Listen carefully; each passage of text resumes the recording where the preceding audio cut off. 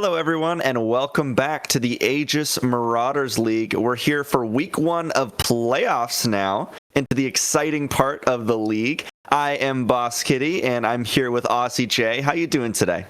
I'm doing well. I'm excited for playoffs. Obviously not my first playoffs. Titan happened earlier last week, but hey, we're ready for Aegis playoffs here. Round of 16 today. A lot of stakes, of course. Everyone going for the chip at this point. You know, there's no for fun gaming. That's gone. You got to lock in because every match matters. There's no double elimination. So once you're out for good, which can cause a whole lot of chaos. You know, you could have a team who's completely undefeated come in. You know, they go against like a bottom seed team. They kind of disrespect them. They drop their first series. Except that means that's their whole playoff chances gone like that. Yeah. And it's a very scary. We're on to best of fives too, which means fearless becomes more of a factor. You know, if you don't have as deep of a champion pool, you can get punished a little easier. You know, if you're against a really good team who has been performing really strong, it is definitely scary in the playoffs matches. And like you said, no double elims, so one and done. That's it. So very high stakes. And today it looks like we're watching Lane 0 Typhoon versus Final Boss Koney Island. I believe we've seen both these teams before, correct? Yes, we have. We have casted both of these teams at least once. Final Boss Koney Island, a bit of some shenanigans going on when they were streamed last. But again, of course, everything kind of changes for playoffs. You find that a lot of players tend to like super lock in when it's playoffs time for whatever reason. Of course, we also have the chance of players going in their slump at the worst time of the year. If you watch baseball, you know this happens a lot for teams. A lot of teams sometimes just get gold at the worst possible time. That could be true here, and that would be really tough to see overall. But hopefully should have a great matchup. And unlike baseball, there's less of a physical component of needing to hit the ball. You can kind of just pilot your champion that you have muscle memory down the entire time. And there's not like you're playing against a bunch of different pitches. You're just playing against a bunch of different drafts, which, hey, Fearless kind of makes that a bit more annoying because sometimes you see some wild stuff picked out on later Fearless because you're like, people have these like pocket picks they've been practicing and hiding, like Wonder pulled out 80 TF top Yes. in a 50-minute banger in LEC, right? Like, so I'm just saying, and that wasn't even a best of 5. I'm just saying, we might see some wild things here today. I'm really hoping for it. I love to see the weird picks. I think that throwing a wrench in the plans of another team is a very viable strategy when it's a best of 5 and every game counts. So, we'll see if anyone has anything cool lined up for today, but here's a look at our first team here. Lane 0 Typhoon looks like Holy Carrot in the top lane, Vertigo in the jungle, Griffin in the mid lane, Bondi in the bottom lane, and Benjito in support, with, of course, the amazing subs that make every team possible, even if a player can't make it. They definitely have a few subs there, but looking at their team record, or game record rather, well, we're on to Final Boss Koney Island. Oh, we're back. Yeah, you can go ahead and talk about the game record. You know, no worries. Get your point out. You know, say they were 5-2 before they moving into playoffs here. 12-5 match record, so definitely a solid team moving into the next phase here. Yeah. Well, we'll introduce our next team here in this round of 16 streamed match. We got Final Boss Koney Island. Of course, the man himself, the team is named after him, King Koney in the top lane, Venom in the jungle, Cody in mid lane, Verticality in the AD carry role, and Eclipse in the support role. Now, we haven't heard any reports of some sub stuff, and that has kind of been a plague for some of our stream matches in AML. I feel like we've been getting a lot of like subs recently. So glad to hear that at least today there's not anything crazy happening in terms of subs. So both rosters should be at peak full strength, in theory. Which is definitely what you want going into a high-stakes playoffs match. So excited to see the whole team together as they practiced, as they've been working on, you know, throughout all the weeks of regular season. This is kind of what they're building up towards. This is playoffs. This is where you really get to show your stuff. And you definitely don't want any subs kind of thrown in the mix there. Of course, you know, stuff happens. So if you need a sub, not the end of the world, but I'm very happy that we should be seeing all of these players here today. Yeah, I think for the matchup of the week, I like to do that.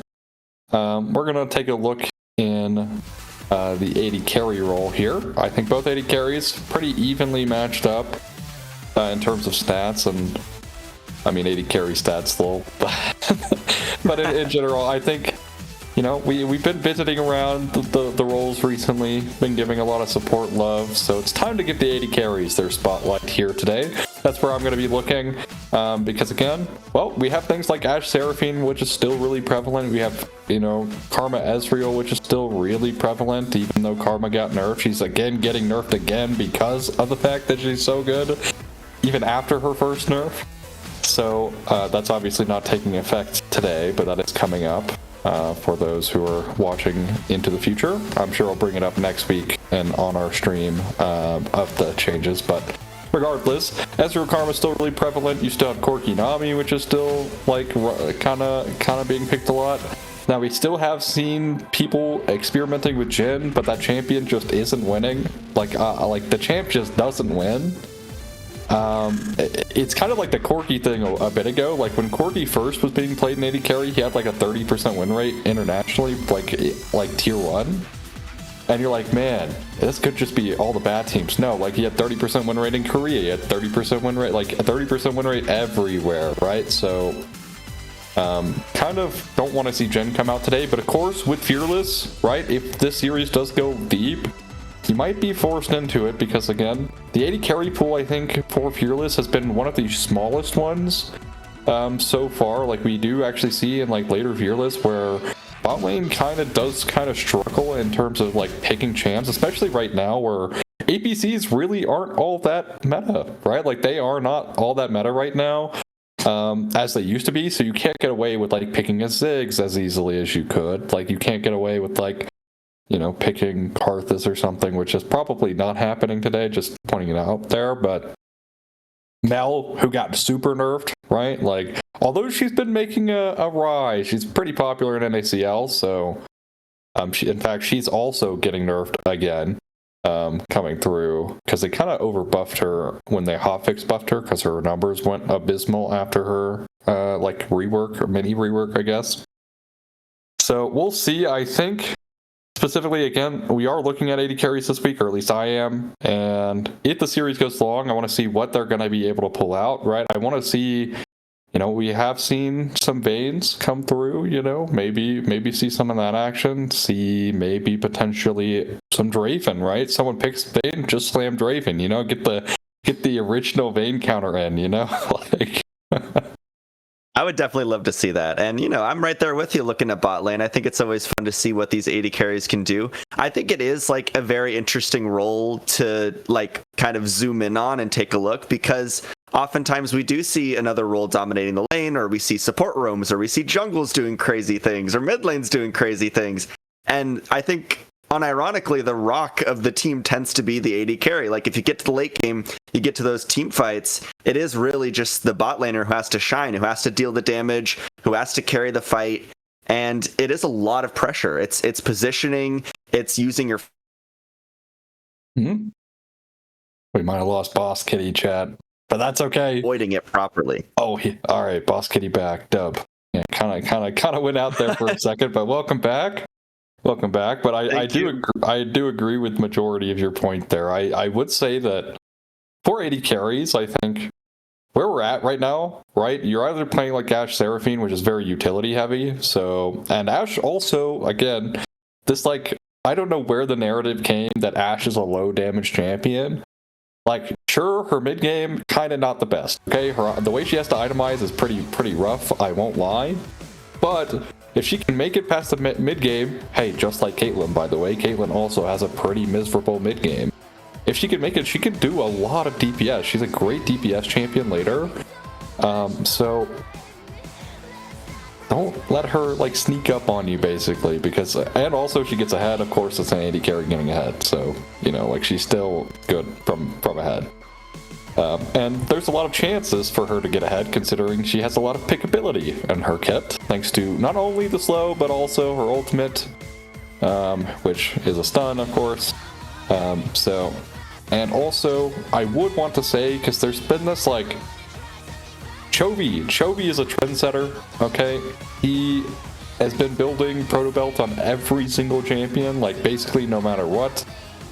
And for some reason, it is mind controlling every single other player in the entire world to start picking up the Proto Belt on every champion. Specifically, I don't like it on things like Azir, except like niche case uses, you know, like originally, you know, Chovy was actually building it only into J4, but then he just started building it a whole lot more and like on everyone for whatever reason. Again, he just likes the item, thinks it's efficient. But I would say that hopefully we know that Proto Belt on Azir is not necessarily the best. Like, I think people have lost sight of what Azir is supposed to be. He's supposed to be a DPS champion, right? Like, he's not supposed to be you go in and die to get the Shurima shuffle of a lifetime, because 9 times out of 10 you aren't finding that shuffle, right? You just die, and so you're just losing out on your champion. Of course, like, that is a part of his kit that you need to know and balance whether or not you should or shouldn't do, right? Like, that's the kind of difficulty of the choice of the champion. But if we see Azir today, please don't build Proto Belt, and please actually play like a DPS champion. Like, you can win games by yourself if you simply sit there and free hit, instead of just sacrificing yourself for a shuffle that sometimes works against you. You could be shuffling, you know, I don't know, a Scion on top of your 80 carry, and then the fight is just lost. Yeah, I mean, I totally agree. I've thought about that for Azir for a while, and hopefully my internet connection figures itself out here, but I think I'm back. But yeah, I mean, Azir, essentially, I always think about him as a DPS. You pick him with these kind of utility 80 carries, and there's our favorite champion. Yeah, I won't speak on it, but her win rate actually did drastically drop coming into this week. Oh, really? Yeah, her win rate did go down quite a bit. It went down like 7%. She's at a 58% win rate. So, ow. Yeah. She's been played 36 times. So she did ended up getting picked like, I don't know, 6 more times or so since last week. And I assume just all 6 of those games were probably losses, or like 1-5 or 2-4, something like that. Just had a bad week last week. But we will see it come out, and the Aurora coming through, who, surprisingly enough, has been kind of a flex pick in recent history here. More so usually played as a counter into Rumble in the top lane, really isn't picked that much else. Like, I've seen her played into Gnar a couple times, but already starting strong in the mid game here for Final Boss Koney Island with that Wukong pairing well with the Aurora. And hey, there's Ashe Seraphine. That's been usually kind of the first. It's usually Ashe Seraphine Ezreal Karma trade. That's kind of what's been happening. But with this Aurora, Final Boss Koney Island are actually going to opt for the Mel, which is one of the counters right to the Ashe Seraphine. And again, if you can pilot a bot lane, it's actually great into them, because usually they try to chain their ultimates up one after the other. Well, Mel Reflect is there to prevent any of that from happening. Also, right, you can always have someone tank the Ashe Arrow, and then you can just reflect the Encore, right? Like, that's really impactful. If you can play around it, of course, coordination required. Granted, I would imagine these players have enough coordination for that. You know, they're pretty good at the game, but already way ban away here, which I think is okay. Again, you don't want too much pressure on rebuttal, because if rebuttal is down, right, then it just opens up the door. But I want to see maybe something from Final Boss to kind of prevent this Ambessa from getting on top of the Mel, because if the Ambessa gets on top of the Mel can do nothing but die. So, yeah, I mean, that's the danger of Ambessa. And, you know, the Encore and Enchanter Crystal Arrow combo does have pretty high range, and so do Ashe Seraphine as a duo. So they could draft a little more dive threat and try to just get onto the Mel, get onto whatever other squishy kind of backliners they like to pair with the Mel. And that could be a pretty good way to round out the blue side draft here. But looks like we have one more ban for lane 0 Typhoon, and then we'll get into the R4 pick. Yeah, we'll see. Of course, the Rengar is just a respect ban, but it's actually going to be the Rel. Now, Rel did get buffed last patch, which I'm still kind of on the fence, but the Nautilus has been kind of an answer creeping into the Ashe Seraphine to try and just kill it. Now we'll see what they opt for in bot lane. Again, I think this Mel could, like, they're keeping the flexibility open, but Final Boss Koney Island, in my opinion, needs some hard AD here. Otherwise, like, if they just slam like a Scion here, I have no clue how you were ever dealing with that as Final Boss Koney Island. Because, you know, they do have their next 2 picks here, and they technically can flex the Zambessa elsewhere, so... That's true. We pick up the Syndra on blue side here, and I do think the Nautilus is very interesting. Like you said, you try to kill the Ashe Seraphine, but Mel isn't the strongest in the early game if you wanted to take her towards the bot side. That is a little bit iffy to me personally, and they definitely do need an AD threat. Wukong will not be enough to kind of be that physical damage threat on his own. But we'll see what lane 0 Typhoon take here. It will be the Gnar, so maybe they opt into the Gnar and Bessa or Gnar Aurora matchup you were talking about earlier. I'm not sure. Yeah, you could, but again, a lot of flexibility here for Final Boss Koney Island, which will literally break off of this pick. Like, we will know exactly where everything is going as soon as this pick is locked in. Jax is available as well, which counters the Gnar, right? You do have that potential as well. So there's still quite a bit of things up here for Final Boss Koney Island, and it'll actually be the Camille, which kind of something I wasn't expecting in game 1, but we are going to see Koney pick out Camille this game. Again, I did say, you know, they need AD, right? Like, they needed a hard AD threat. Well, Camille's right there. Granted, there's not that much tankability here from lane 0 Typhoon, which... Again, I'm kind of disappointed by this Gnar pick. I don't think they necessarily needed it. Like, they have so many go-in buttons. Do you need another one? Like, I think you genuinely just want something to create space for your Ashe Seraphine. But I guess you are kind of worried about, you know, if they pick, like, Scion, right, you can play Camille into it. You know, like, there's a plethora of things you can play into the Scion, like the Aatrox. Maybe that Holy Carrot is worried about, and instead probably more comfortable on blind picking Gnar there, which is okay. I don't think Gnar is bad here. I just think there are better options, right? Just because, you know, I could be like, could have been something better, that doesn't mean it's bad. It could just be good instead of great. And I think that's the case. Like, it's a good pick, but it could have been a great pick. Yeah, I mean, you have enough damage and scaling, in my opinion, with the rest of the team. I think it could have just been kind of like a do-nothing tank, you know, like a Scion or Ornn to just scale in the top lane there. But maybe they were worried about one of those counter picks for King Koney on R5. But like you said, Gnar's definitely solid, not going to cause any problems for them in this game 1 draft. But on the other side, I think the Camille is pretty interesting. They do have a lot of champions that would want to go in. You know, you have Wukong with the Cyclone, you have Aurora with Between Worlds, who often ends up in the kind of deep into the team fight once you get into those battles. So I think the Camille does work pretty well in that regard.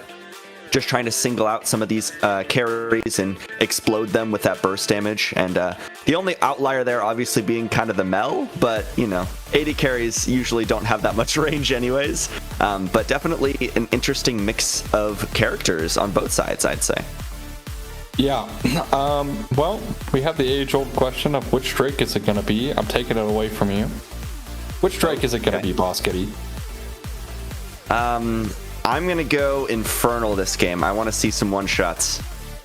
Infernal? Oh, that's actually such a wonderful pick with, like, Aurora, Syndra, and Mel on the same, yes. game, and Bessa as well. Yeah, I'm kind of down for that. But how about we get a nice, clean, start us off kind of boring. Give me an Ocean Soul. Just have it, like, have pretty minimal impact this game. The burst damage from both teams is so high that Ocean actually won't get a lot of value this game. Will help against, like, Melpoke, I guess, but outside of that, give me the Ocean. I just want something to start off like a warm-up Soul, you know? Like a little warm-up Soul. Yeah, nice and easy.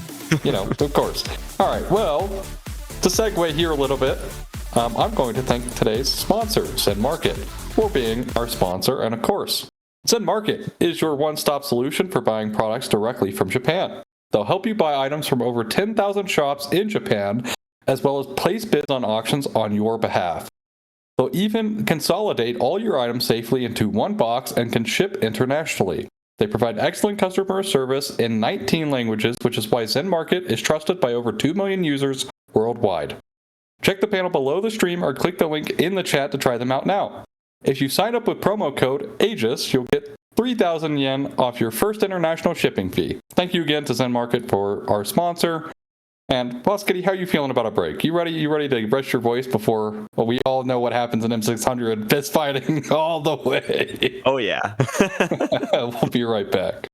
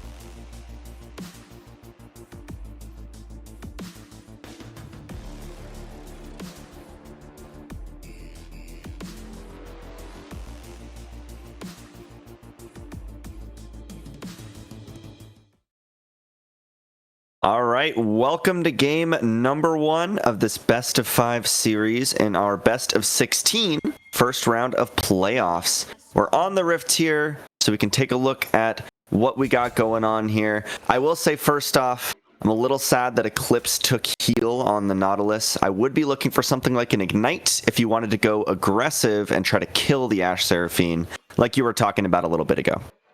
Well, I do think, hookshot coming in. Of course, trade pattern for the Camille is actually pretty oppressive. Level 1 into something like a Gnar who only has Boomerang. So we'll be fleet footwork though, so should be able to heal himself back up, but does need to be mindful of another hookshot here. Yeah, still going in, gets actually stunned up and very chunked low at the very beginning of the game here. That is a very nasty trading pattern, and Holy Carrot is feeling the pressure already. Yeah, kind of wish this was maybe not Flash TP. Could have maybe been, as the root comes up with the Ashe Seraphine onto Mel. Getting a lot of damage here early is always good. And, I think we cursed it by having so many kind of lullaby early games. Now we got some early action in all 3 lanes. Hey, I told you, it's M600 fist fighting will be happening. But specifically, to talk about your point here, I mean, you kind of highlighted it yourself. Like, Mel doesn't have the best early game, right? Like, her mana is actually really hard to manage because her abilities are so high cost, of course. So they don't necessarily have as much immediate kill threat in the early game. Like, as they move into the mid game, right, Mel's getting her, like, first item or even, like, a lost chapter. Then you can start looking more aggressively. But I don't hate the heal, because especially what we just saw, hookshot actually from Koney. Oh, wow. First blood under the tower for the dive. Does have to use the flash to get out, but making a statement here in game number 1 of the series with first blood in the top lane. Hey, I mean, this has been paying off big time. It's also pressed the attack Camille, so a lot of pressure on Mininar this game. Where, you're kind of used to seeing Camille just kind of sit back, lose lane for a while. But taking it to the Gnar early, very well played so far. And these first couple minutes in the top side is King Koney is just playing this lane so well, even having the level advantage. Of course, now we just get to see this back again. Nice little hookshot and being very patient to see if Holy Carrot was actually going to flash. I'm actually shocked he didn't. Of course, King Koney, again, playing it very well there. Is Syndra almost going down the mid lane there? And also, look at this damage. Like, my god, PTA is putting in so much work. These solo lanes are explosive, not to mention bot side also having a lot of action. But here's Vertigo in the mid lane trying to get something down, something back for LZT right now, but is unable to pick up the kill. And the counter gank response from Wukong is good, so no action there yet. Yeah, teleport out. Aurora does need to be mindful. Speaking of mid laners being streamer mode, man, SMH my head. Well, regardless, will be some resets coming out.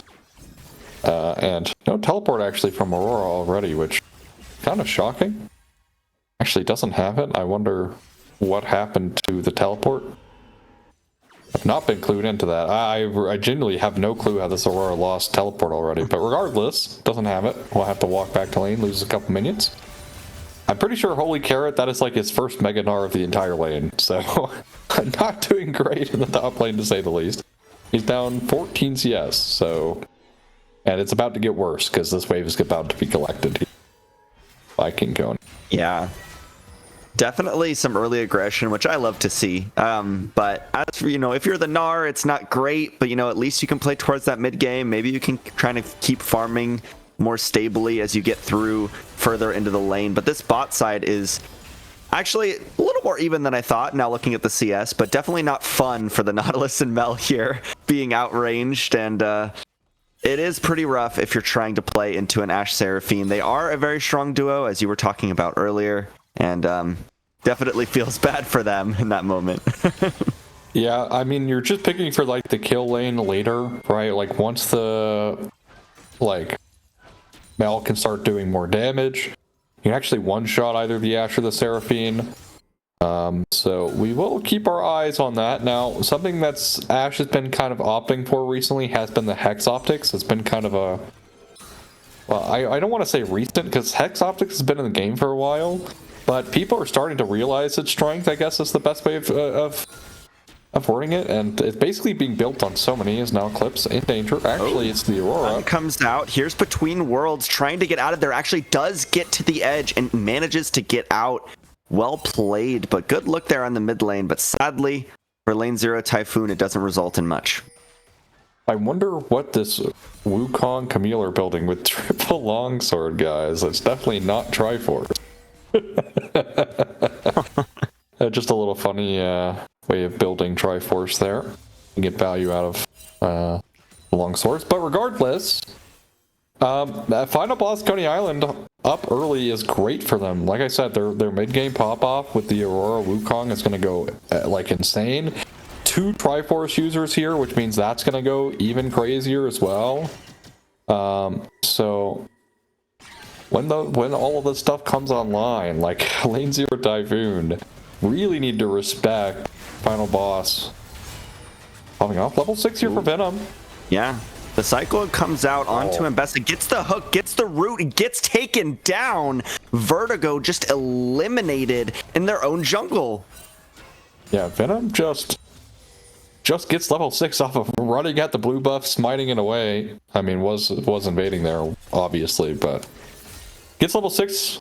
And, well, level 6 advantage for junglers usually means the enemy jungler dies 9 times out of 10. So, Vertigo put behind on the Mbessa jungle is kind of not where you want to be right now as lane 0 Typhoon. You're already bleeding in your top lane. Like, do not look top lane CS. As Venom fighting There's this Vertigo battle here. once again, and between our 2 junglers, just trying to keep the Mbessa from getting any pressure here. But looks like they will just walk away. Enchanted Crystal Arrow comes flying by, but does not connect. As I imagine, we should just be walking out here now. The sun actually comes through. Enough mobility to get out for now, and it looks like that'll be the end of the play. Yeah, heal burn just in case to give the extra move speed there. But overall, yeah, play will dissolve in the top side. No Ash Arrow, so not a lot of pressure on this Mel at the moment. Neither supports at level 6 just yet. Should be coming rather shortly, hopefully. Because again, both like laners, especially like Seraphine, you know, with the strength of the Encore in fights around the mid game, insane. Aurora might be. Oh, no mana actually from Syndra there. So. Yeah, just a little too to pick that one up, but very close. Close, yeah, close. We'll force her out again, but does have the teleport online here. Actually kind of see the difficulty of Syndra having to base that early because of taking some pretty rough trades into the Aurora. Because she didn't actually have the Lost Chapter yet, opting for Boots plus Amp Tome. So had she had the Lost Chapter, that actually would have been a kill guaranteed, like almost guaranteed. I don't want to say guaranteed, but almost guaranteed. Here's Vertigo once again, getting a lot of damage down, but there's Between Worlds chunking them out as Venom picks up the kill on the enemy jungler once again. An 0-2 start for the LZT jungler is not what you're looking for. Yeah, well, Venom. Yeah, I mean, this is great here for Final Boss Koney Island. Of course, this Mbessa did quite a bit of damage, you know? Did quite a bit of damage, but unable to convert the kill. And, well, there Flash it forward is. on power, dangerously low, has to flash away, but manages to survive once again. This Aurora is so slippery. I mean, lane 0 Typhoon, I feel like, are just in such tragic positions. Their Mbessa is down so much, like down almost 20 CS here in the jungle. They'll actually tick over. Good hook into the snare, getting a lot of damage down. More Q. Can they use the ultimate? There it is. Gets one more Q into the golden snare and will be taken down. That is Verticality taking down Bondi in this highlighted bot lane matchup this week. Definitely a good, definitely good to get the first blow there.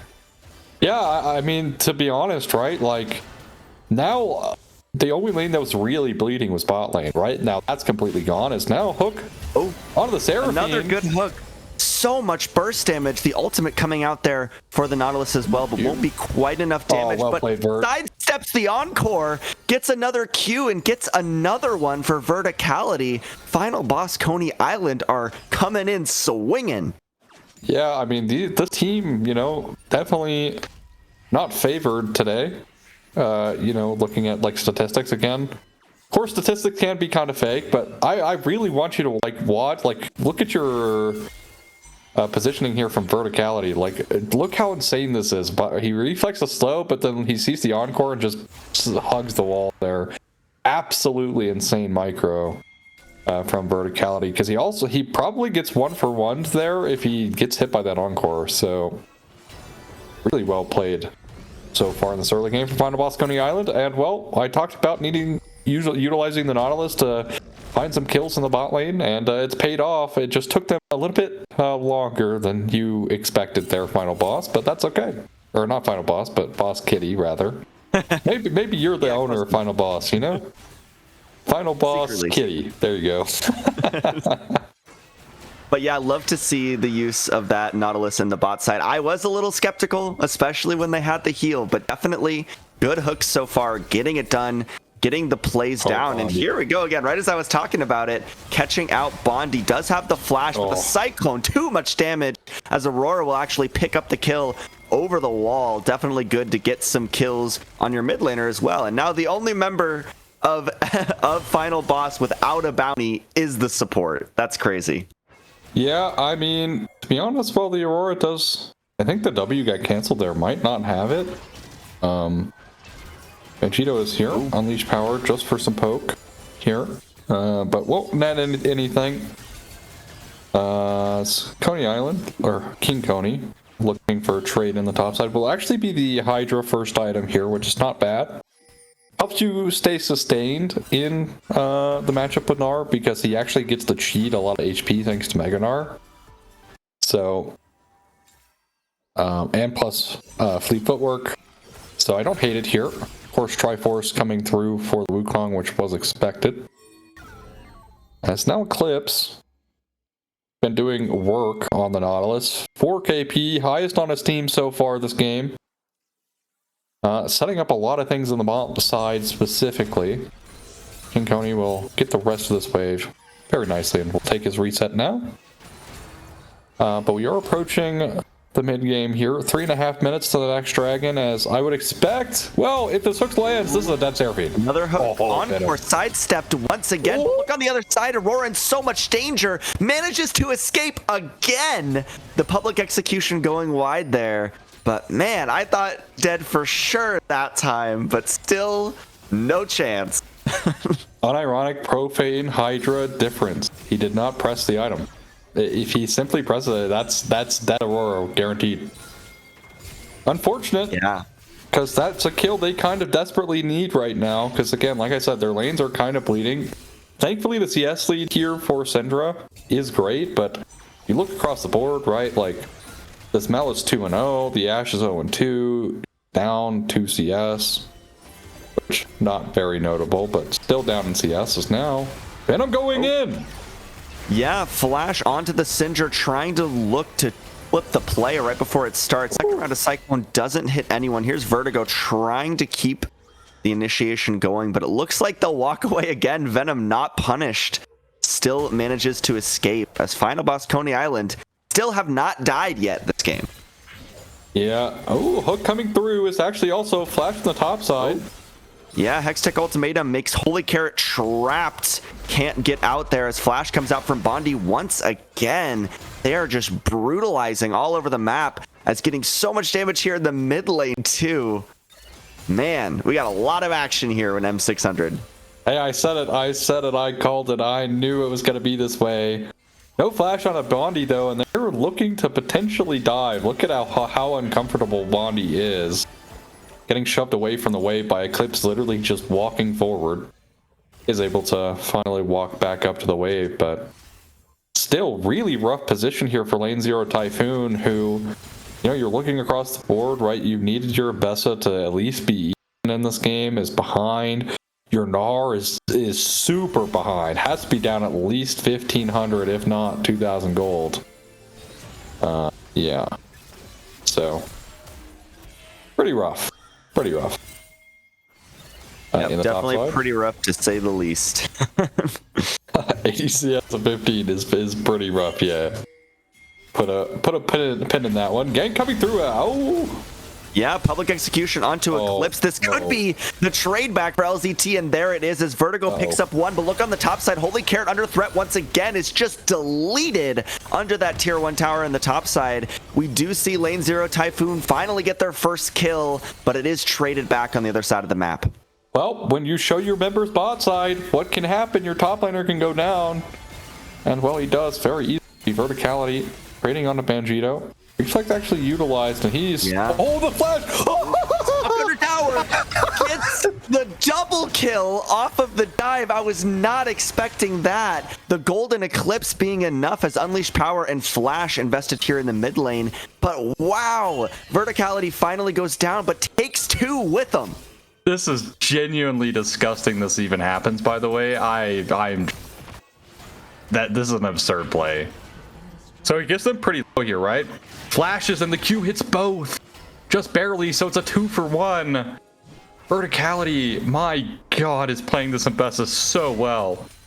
I thought for sure no reflect, right? Just guaranteed death, but just so well played. The micro from him this game has been genuinely just so absurd.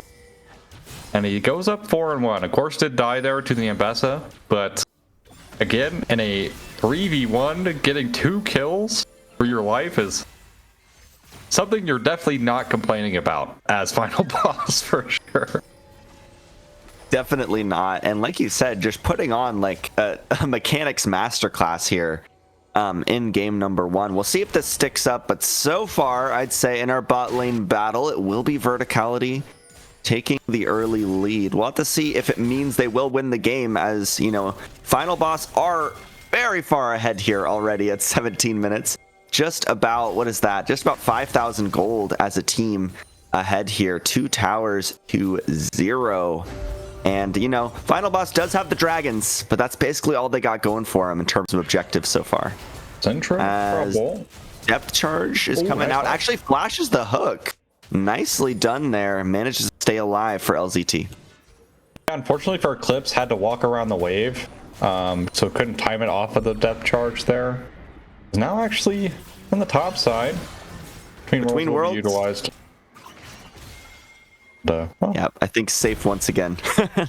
Yeah, I mean the Aurora's. Oh, what? Huh? Maybe I spoke too soon. Invisibility does get to walk away though. He's out again. Never seems to be punished. As here's the hook shot. King Koney gets so much damage. Here's Encore with Hextech Ultimatum though. The Seraphine can't run. Enchanted Crystal Arrow might get one back if they can get the burst damage down. King Koney getting so low. Finally will be taken down by the rock from Holy Carrot, getting some revenge for the early game. But now you're on the wrong side of the map, and here's Verticality to take you down. There's 1, there's 2 over the belt on the other side. We have the Syndra getting a shutdown onto Venom. Nicely done. Vertigo almost going down there. We had a 2-phase fight, but overall it's even. I was about to say that final boss kind of won, but it looks like it was a 2-for-2 there. Definitely not the end of the world here for Lane 0 Typhoon. They do find some much needed gold, although they're down 5,000 gold at 19 minutes. So the game is still brutal. Will be the Hextech Soul, so we are both incorrect here. Should have guessed it because of the amount of arcane champions in this game. Oh well. Anyways. I will say that final boss Koney Island, I mean, for me, I definitely had them as not the favorites to win. I thought that the series could be close, though, because I feel like they've been kind of on a heat-up streak, right? Like, that's kind of been what I've been looking at, but they are playing so well. Verticality, specifically, on this Mal, is actually just playing disgustingly well, as he has a rabbit on before 20 minutes as a second item, so... Insane. You know...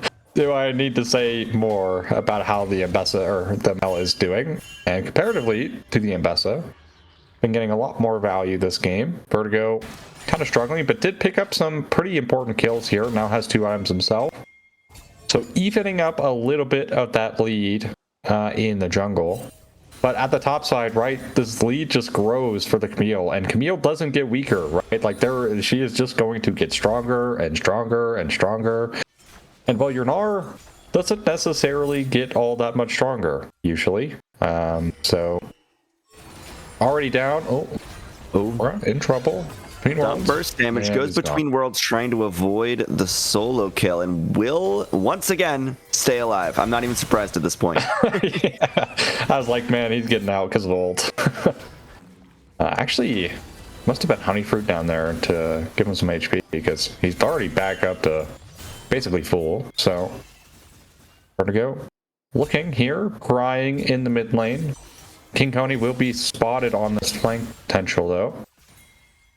1.5 minutes to Drake. I feel like this much posturing around mid lane is this early is kind of a little crazy. I think the top wave is a little difficult for King Koney to catch comfortably, but they have vision, so I'm actually shocked he's top side right now. Does not have teleport though for this dragon, so we'll be relegated to the bot lane now, as the Aurora will go top and pick that up. But for, you know, lane 0 Typhoon, I think they really need to use their pick tools, right? Get a pick before this Drake. Maybe in the mid lane.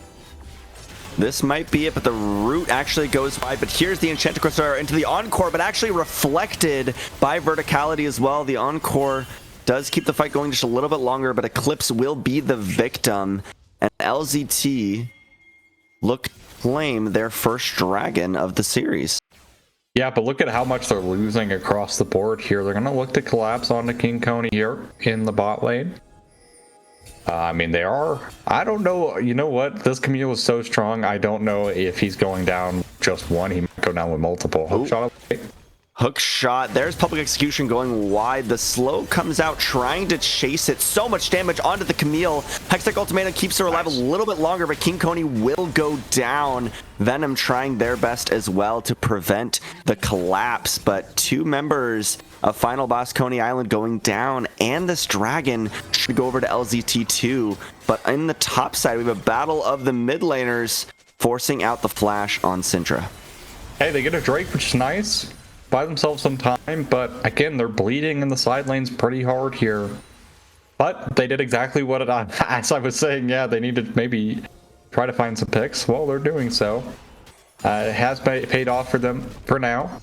They're going to be able to pick up this bot lane tier 1, which is going to provide a bit of gold back in the pocket here of N0 Typhoon, but Enchanted Crystal Arrow will miss.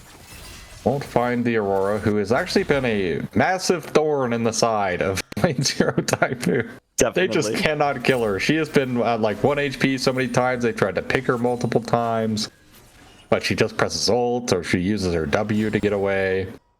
So maybe they need a little bit better CC layering here to try and actually knock her down. 250 gold shutdown.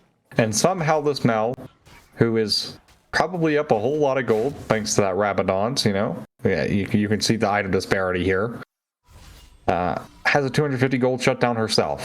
So pretty insane stuff happening in the shutdown department for Final Boss Koney Island. Definitely. I mean, you know, they have been doing a great job of getting some threat onto the carries. You know, we saw King Koney completely obliterate Banshido in that one fight in topside. And that's exactly what you want. You want the Camille, you want the Wukong to get onto those backline carries. You want Aurora to be slippery, get some burst damage down, and you want Verticality to kind of hold down the fort, you know, reflect, rebuttal either the Encore or the Arrow. And so far, they have been doing that pretty well. I'd say the only major flub they've had is when they did get picked for that last dragon. But, you know, one dragon isn't the end of the world. In 3 minutes, we'll have another one, and they can get to that soul point, hopefully. Yeah, of course. Again, them getting picked has been pretty difficult for lane zero Typhoon to actually have happen. It just, they finally were successful at a good time.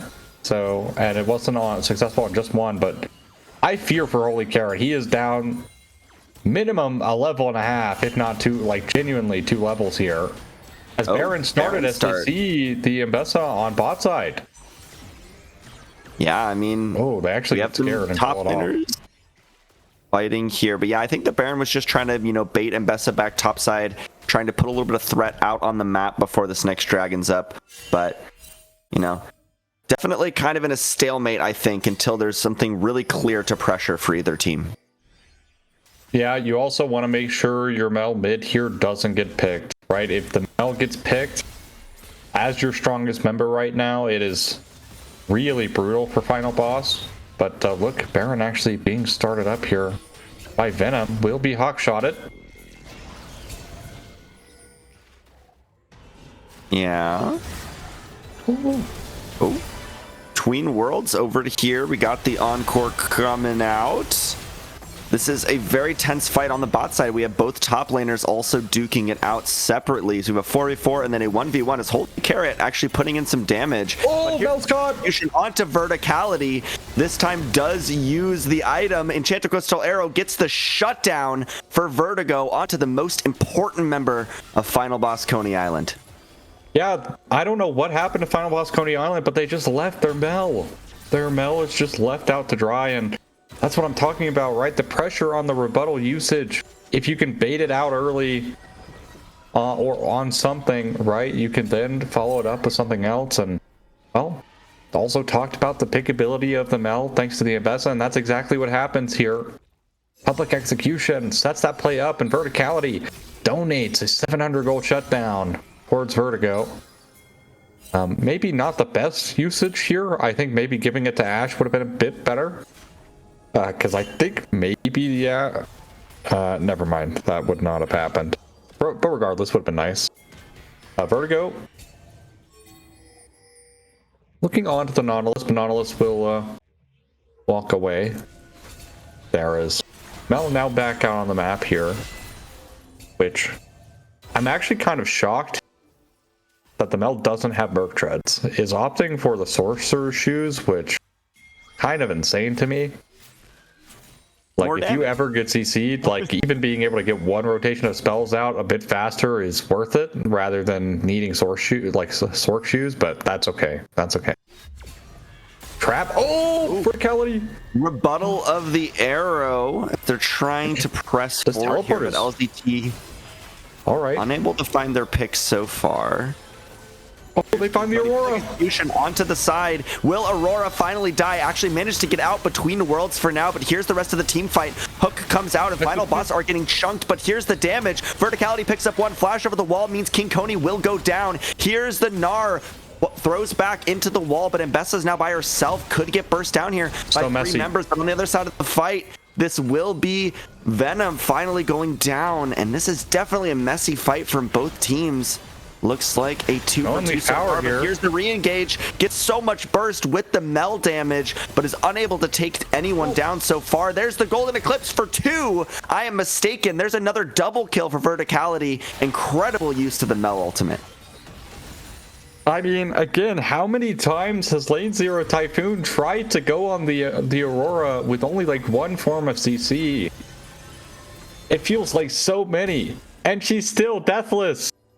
Like, really well played here, but Verticality, I mean, it's just the highlight reel for Final Boss Koney Island. Is yes, they try and find the pick onto Verticality. Verticality here plays spacing really well, gets away from the Gnar, and it's going to be the Golden Eclipse there, netting both of the kills on the Syndra off screen as well. But yeah, overall, Final Boss Koney Island continue, working off of this spell, who has 4 items. 4 items. Cosmic Drive as well completed here, with the Zanya's fully completed. And, well, Healing Link Lane Zero looking for a pick. Execution onto the most important target. Can they burst down the Mel? They get her before the fight even really begins. Gnar claims the shutdown onto the enemy bot laner, and now this fight should just be won for LZT. They take him down one at a time. Between Worlds does so much damage, but not enough to take anyone down. And that is a 3-for-0 for LZT, who were down by so much gold earlier in this game. Yeah, I mean, the thing is, right, is if they can get onto the Mel, right, she's very pickable, especially when she's up by herself like that. There really no follow-up to even help her get out, but she also did have the Zanyas. Of course, you had to play the risk of well, if Izania's here, they can just chain like the Enchanted Crystal Arrow at the perfect time, but I think that's a risk you have to take, right? If you get hit by the public execution, it's guaranteed CC. So it doesn't even get the Zanyas off there, it just goes down. But it will be Baron for Lane 0 Typhoon, utilizing their pick comp on the right target this time. Unfortunately for Aurora, she does a lot of damage, but she doesn't do that much damage yet.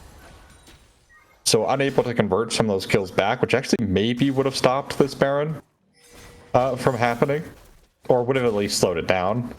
But regardless, Lane 0 Typhoon coming back, preventing another soul point as well, which I feel like is kind of a highlight for this game, right? Them being able to pick up the last one, right? And then also this one, right? Like, it is completely denying final boss Koney Island from getting the win condition of the soul. Well, of course, the Hextech soul is so powerful.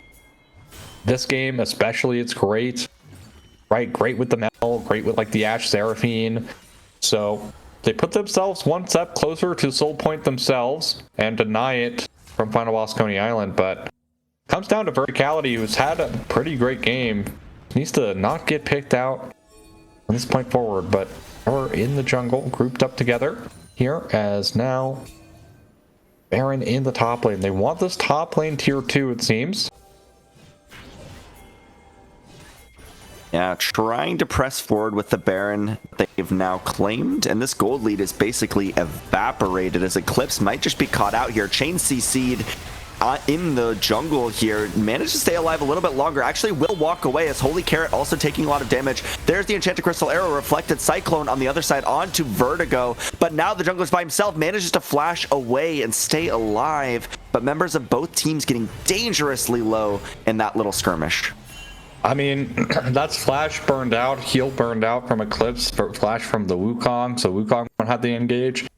And you look across the board, right? Like, they didn't really burn anything. They burned their ultimate, sure, but no flashes or anything, no summoner spells used in that fight, so they'll have, in theory, they'll have their flashes back for this next Drake fight. And you look across the board, of course, unfortunately, the Wukong will not have flash for that Drake. Heal might be back up in time. The Eclipse forced flash away in the jungle there. So that'll be another flash burned. So they won't have that one either. Granted, just a support flash has Hex Slash as well. So that's not too important, but still a summoner spell nonetheless. As now they're looking to siege mid lane with their Baron. A little bit left of their Baron here. Great macro so far. Yeah, I think we're seeing why they had such a good record in the regular season. They definitely know how to control a game when they do find an advantage, when they find something to pressure. And this is definitely the team comp to do it. You have so many pick tools, you have a lot of good damage, you have a lot of good range, and they're clearly using it to its fullest right now. Yeah, in the top side, you know, it's just King Koney just pushing out the wave, but can't really pressure anything right now. Knowing resets are coming through, so forced away, but does at least kind of force them to shove out this top wave, waste a little bit more of their time. But we're 1 minute away, Boss Kitty, from this soul point for either team.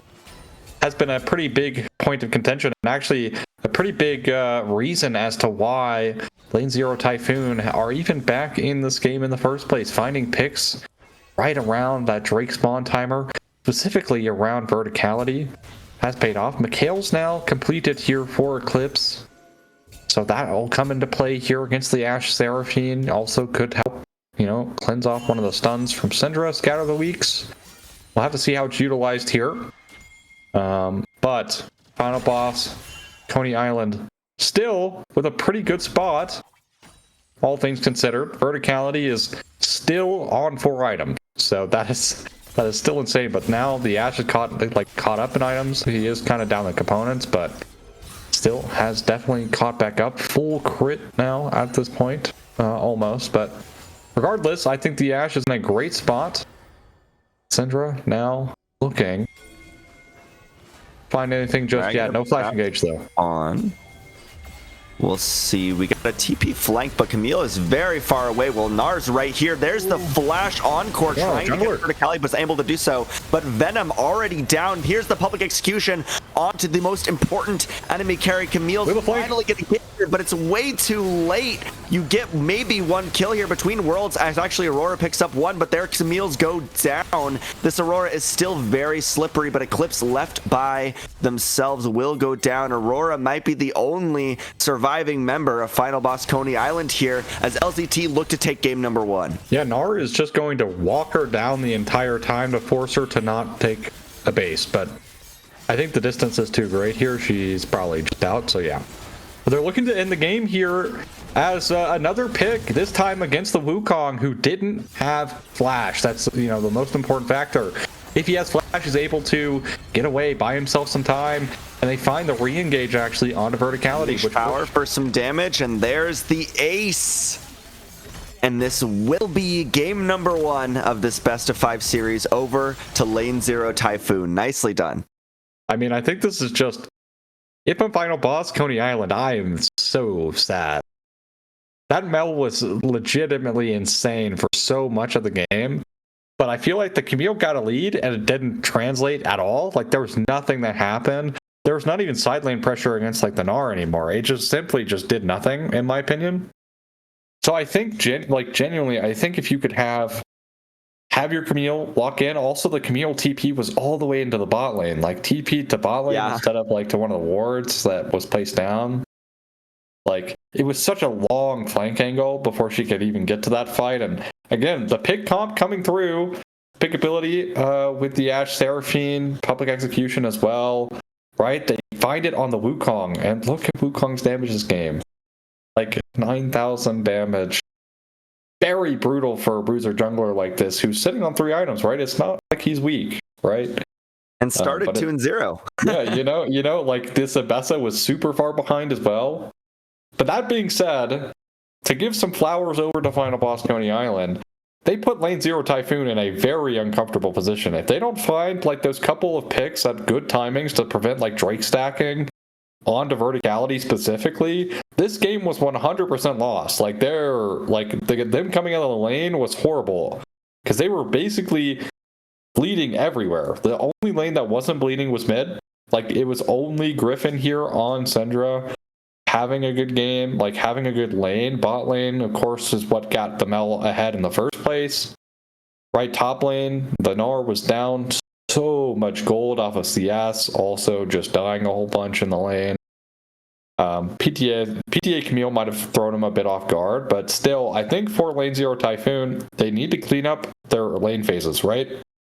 Because if they don't, I don't know how many chances, you're going to get to come back in a game moving on in the series. Like, I feel like Final Boss Koney Island are a good enough team to not allow this kind of comeback to happen ever again in the series. Unless like mentals are completely shattered from this game, which feels so unlikely. It's game 1, like it's a best of 5. So yeah, so I think they definitely need to figure out a lot of issues in terms of some lane phasing problems that they're having. But outside of that, still a great comeback. I mean, they play their pick comp great. They found excellent angles. As soon as they stopped trying to go on the Aurora, there's like newsflash. As soon as they stopped trying to pick the Aurora, it all clicked into place for them. And they did it very well. So congrats to them for winning game number 1. But still long series ahead. And, well, this game, or this series, might be closer than maybe previously expected. Yeah, I mean, I hope so. I liked the fighting, the back and forth a little bit in that game. Definitely thought that Lane 0 Typhoon were going to be cooked after going down 5,000 gold. But props to them. And do you have a player of the game for this series? Or this game, sorry. Ooh, this is rough. Okay, Vertigo got off to a rough start, but it's really like him finding the public executions multiple times on a verticality in the late game is like what actually netted them like a way back end. I think Griffin on the Syndra played great 4-1 and 8, right? Didn't feel like all that impactful, like in terms of like finding solo kills or hitting the massive scatter of the weeks, but with how chaotic the fights usually kind of were, it's kind of hard to do that. But I think I'll give it to Vertigo. I think the public executions were just even also got behind this game, right? Like had no business coming back in this game, and well, did so quite fantastically. I think it's close between both Griffin and Vertigo, though. I think Griffin, kind of being the only lane to hold it down, gave them a nice little end, because if this Aurora got ahead, look at her damage, by the way, 34,000 damage. You know, if this Aurora actually got ahead, I really fear. So I think you could either give it either way, but I'll give it to Vertigo. Yeah, I think I'd agree. I think I'll give it to Vertigo just for that clutch factor in the mid game there, like you were talking about. Griffin was amazing, but I would like to see maybe a little bit more like highlight plays there for our player of the game. But either way, we'll see who ends up being player of the game in game number 2, and we'll see if Final Boss Koney Island can even up this series. And we'll be back right after a break. 全マーケットは迅速な発送ですぐにお届けします。ボックセット？大丈夫？でも直接来てくれたの？これって漫画みたいだったね。しかも今衣装着てるし、花でもあれば完璧なのに。完璧だよ。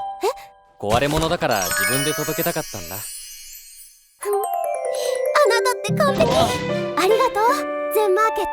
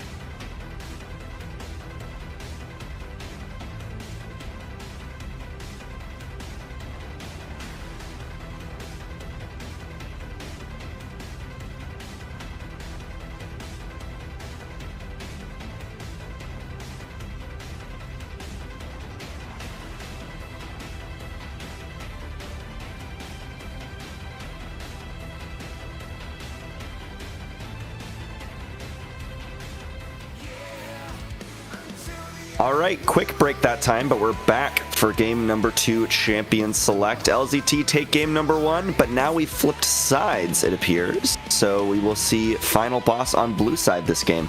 What are you expecting for this draft? Well, I mean, I really liked what Final Boss did. Like, I really thought that, like, having the tempo in bot lane was great. It obviously worked out tremendously for them. They punished the Ashe Seraphine really hard. So hopefully we get to see a bit more flavor of that. I thought Verticality, micro-wise, played a fantastic game. It's impossible to play perfectly, right, for 100% of the game, especially with how late the game was getting. And him kind of being, like, the only true carry, right? In fact, you kind of saw his damage number at the end. It was only, like, 18,000 damage. And that's because every important fight, he was that first one dead, right? Like, there's not much he can really do in terms of pumping out damage like that. Because he is the target, like he had the target on his back, right? So I do want to see Verticality kind of be another focus in this draft for Final Boss Koney Island, because it worked. I think also King Koney getting ahead in top lane, as long as he can, you know, translate that lead into either like winning team fights for his team or pressuring the side lane, because you could do either or with Camille. I felt like he was kind of in the middle there, which is kind of, it will be the Rise, who still pretty nice mid laner here. Has kind of fallen out of like super priority as we've seen, but still definitely good nonetheless. But again, we'll have to see how it pairs up against Griffin, who held the game down for lane 0 Typhoon for a while there. Definitely did. And I will point out, LZT are on their support hate train here in their bans. They took out Karma, Nico, and Nami, so getting rid of a lot of the priority supports here off the bat. But it will be a quick 1-2 for lane 0. They will take the Malzahar and the Urgot, which are not two picks that we see very often. What do you think of that? If you told me I was back casting like Plat or Emerald, I 100% would believe you, by the way. This is exactly what a draft would look like. Their top laner would be like, man, I'm an Urgot one trick, slam me Urgot, I don't care what I play against, I'll win the lane anyways. And then he goes 0 and like 40. But I mean, I'm very shocked seeing Urgot slam so confidently here for lane 0 Typhoon, especially, well, we look at what happened last game. The Gnar did not have a great lane phase, so we'll see if that turns around. But it does give Final Boss Koney Island potential to counterpick this Urgot. Now, will also be the J4, which does pretty well into immobile champions, and you have 2 of them so far. And, well, Varus, more pick potential here, thanks to the Chains of Corruption. Also, flexibility will probably be poke, because when isn't it poke? Can we be honest? Like, when is it not poke? Like, every game it's poke. Like, poke could literally do 5 damage and you probably still play it. So, you know. Yeah, I mean, but, it's hard to play the on hit nowadays. It is, because you have to auto attack. That's the hard part. You have to be in range to auto. And as an immobile 80 carry, it's just so hard to kind of find that. But hey, there's the Ziggs that we were talking about. Ziggs APC coming through for LZT. Although, man, this is such a weird draft. I feel like we could see some potential shenanigans for sure coming through. But already, kind of echoing what happened to them last game with like double AP mid bot lane coming through. So they're kind of putting it onto Final Boss Koney Island. Now I do think LZT desperately needs some kind of front line here, and probably some hard lockdown. Of course, they do have Malzahar's ultimate, which can be okay as long as you don't cancel it, right? Like, that's okay. But you also kind of stun yourself during it, which means it can cancel pretty easily. So we will see how much that happens. It's also only single target, so you can only really lock down a single member. And 9 times out of 10, well, I don't know if you're getting in range of Poke Bars to lock him down ever, unless it's like an egregious mistake. Or Riot allows you to take Realm Warp as an enemy, and you get Realm Warped on top of him as the mouse. But we actually see Milio banned away here, which is giving me some CC vibes for sure. Also, maybe scared of some on-hit potential coming through, I guess. Don't want to increase Forest range. But we'll see what happens. Jace in a great spot right now. I think banning Jace is not horrible from Final Boss Koney Island, and will be the Thresh. Yeah, I mean, I think that'll help with the immobility of the Malzahar and the Urgot a lot. You can use the Lantern to get out of the Cataclysm, like if you really need to. So that definitely tries to keep these kind of backline carries safe. I wonder if this could be like an Urgot jungle flex. I have seen that before. We haven't I'm also response yet. So I'm also thinking about that. Like, it is in the back of my mind. I won't lie. It is in the back of my mind. But I do worry. I do worry a little bit. So we'll see. What's it going to be here? Will be Gragas, but that'll be Gragas for top lane. Of course, just a neutralizer champion, but how are they going to round out their draft here in the support role? You can kind of go whatever you want here. Doesn't really matter. Bard maybe wouldn't be too bad. So there it is. Yeah, I don't think it's that bad. I think it can struggle against Thresh sometimes. Because your portal is linear, you can actually hook through the portal there, and it can be a bit annoying sometimes. You can also get flayed out of the portal. You can also flay J4 out of Flag and Drag, which is great. If you recall all the way back when, before Shyvana got a rework, and then also got Unstoppable Armor ult, you'd actually pick Thresh into Shyvana top lane, because you could flay Shyvana out of her ultimate. So, a little fun thing. But we'll be Yorick, we'll be Urgot jungle. Well, I mean, either Yorick can also jungle. I'm just throwing this out there. LCT's draft is genuinely insane. Like, we are in game 2 of the round of 16, and their game 2 draft is Urgot or Yorick jungle, and the other one going top lane. The Urgot was picked blind, mind you. And they also, with one of their like 2 priority picks, they locked in Malzahar. So I'm hoping LCT win this, because this is A, this is an insane draft, but B, if you lose this game, especially if you lose this game then go on to lose the series because of this wacky draft, and you kind of just lose momentum that you just gained yourself, because it is kind of deflating coming off of a game, you know, as Final Boss Koney Island, or just as any team, right, where you're winning majority of the game, you make a couple mistakes, and it costs you that entire game, and the game kind of went a little bit longer because of it as well. It's like 38 minutes or something like that, right, at the end of the game. So they are, like, LCT had the momentum here, but if you lose this game, you lose all momentum, and then it's Final Boss with the momentum in their favor. So we'll see if this goofy, silly, little fun comp here from LCT has what it takes to win this game. I'm skeptical, because I don't really see the vision. I am skeptical, I won't lie.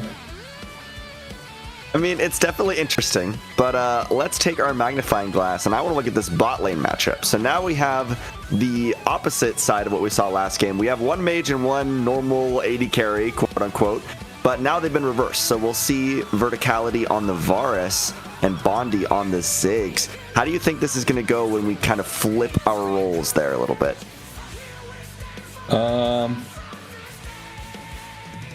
I mean, be honest, I hope here for Final Boss that they have a lot of good tools, right? Like, picking out the members of LCT should be, in theory, very easy.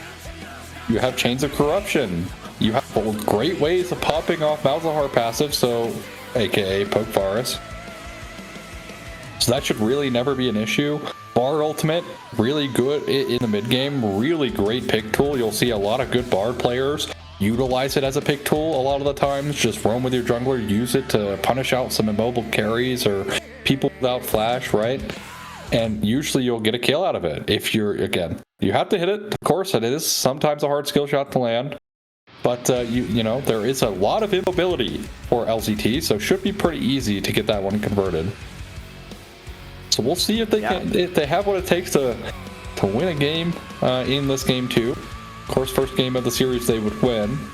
And again, like I said, the mental factor, while I don't think their mental is super shattered or anything, because it's all in game 1, right, of a best of 5, no reason to get super mad or tilted about it, even though kind of hard loss. It does take some of the wind out of your sails for sure, subconsciously. So we'll see if they can pull themselves back up out of the little tiny rut they got themselves in the first game. Yeah, I mean, I definitely think they can. They had a very strong early game in the first game, and I think they definitely have a more standard draft than we saw LCT take this game. But more importantly, we got to do our dragon predictions for game number 2. We were both incorrect in the first game, but what are you thinking now? Oh, well, what would it be for the, like, what would be the most ideal thing to happen for LCT? That's what I'm thinking, because, like, I feel like the league gods are going to, like, reward them for their zany comp. So I would imagine, I don't know, just run back the Hextech Soul, whatever, just run it back. Okay, I can see it. I'm gonna go Chemtech. I think I want a weird soul for a weird team comp. not something I would normally pick, but I want to see them roll with it, and I want to see if they can go up 2-0, if they can definitely threaten in this series with a rather strange draft. But we'll have to see what ends up going down on the Rift, and we'll see you after this break.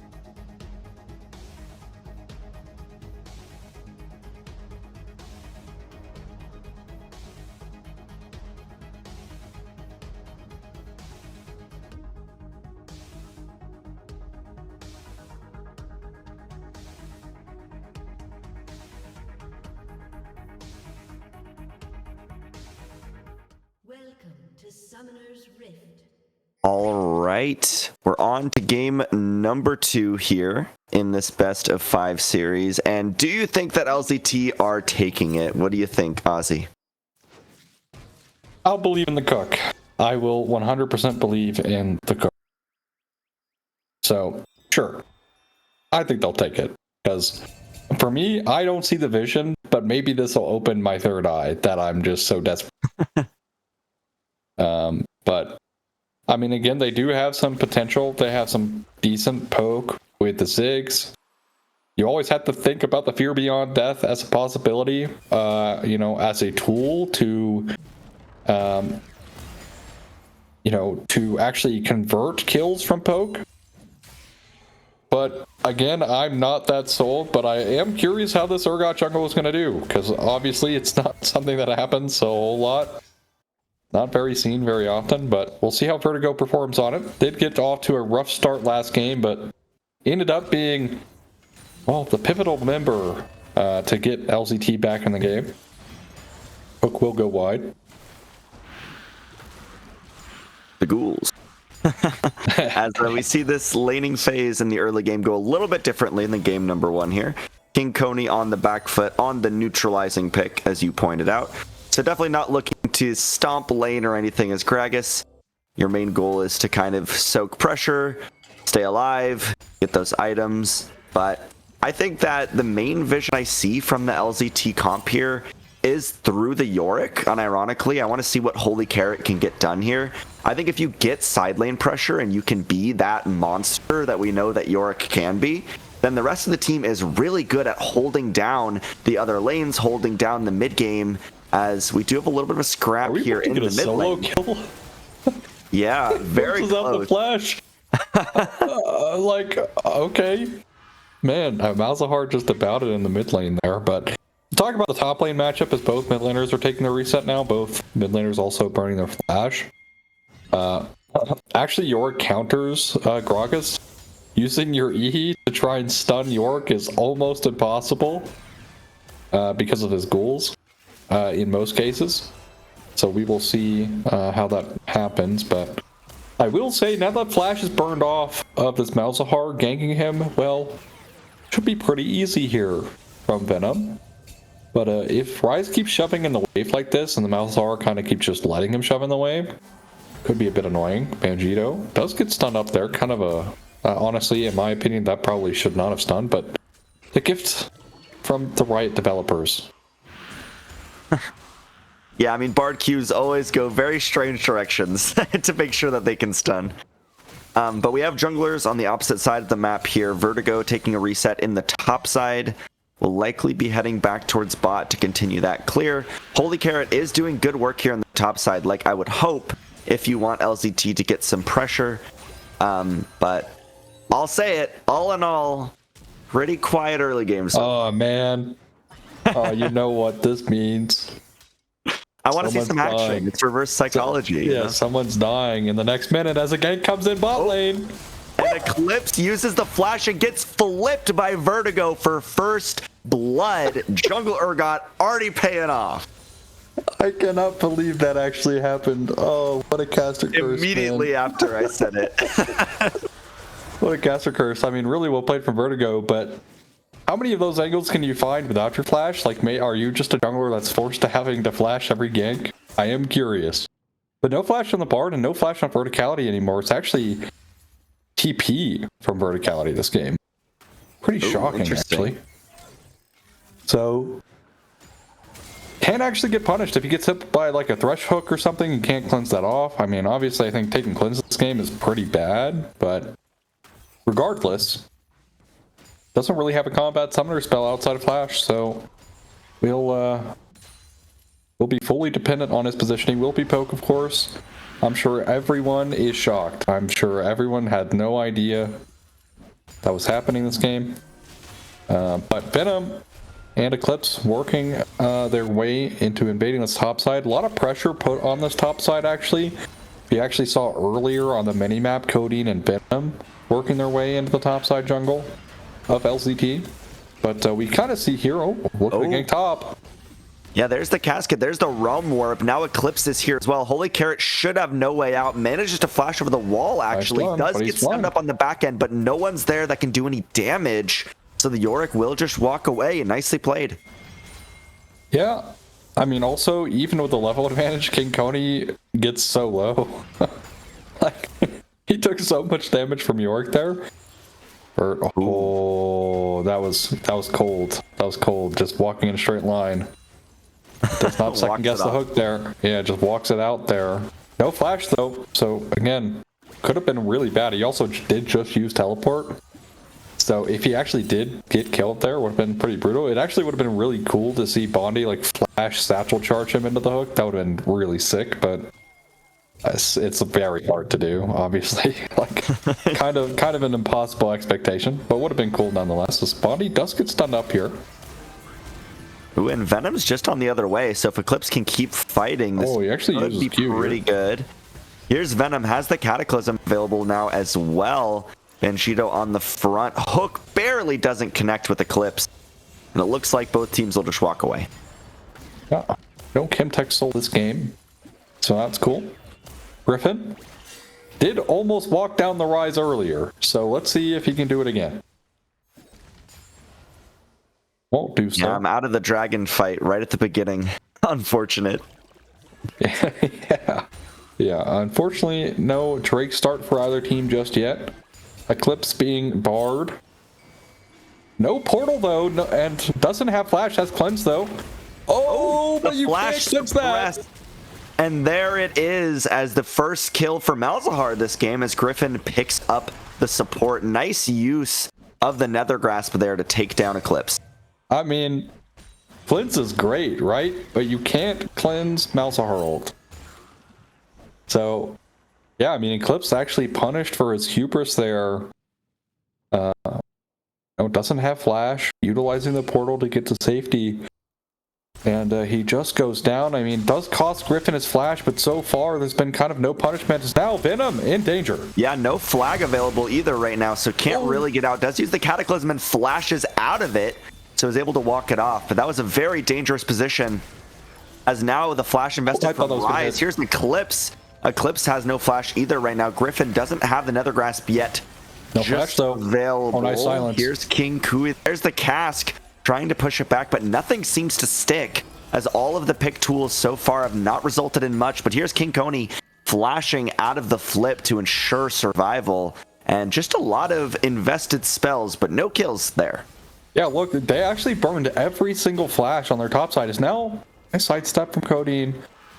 And Jito ever fishing with his hooks here. I feel like every time it's off CD, he's just firing it, right? So you miss 100% of the shots you don't take. And one is bound to land. Did land in that last fight. Also, critically, there's actually the silence from Griffin to prevent himself from getting explosive cast instantly. If he doesn't land that silence, he's for sure getting ulted back into their team and he's dead because he doesn't have flash. So that was really well played. Unfortunately for King Koney, again, silence could not utilize his ultimate a little bit earlier. So when he is able to utilize the ult, it's kind of at a weird angle, and the Malzahar is able to walk away anyways. But nice little grubs here picked up for LZT. Bit of a later Drake on this, out on the map. Usually we see it taken a little bit earlier than this, but still not being done by either team.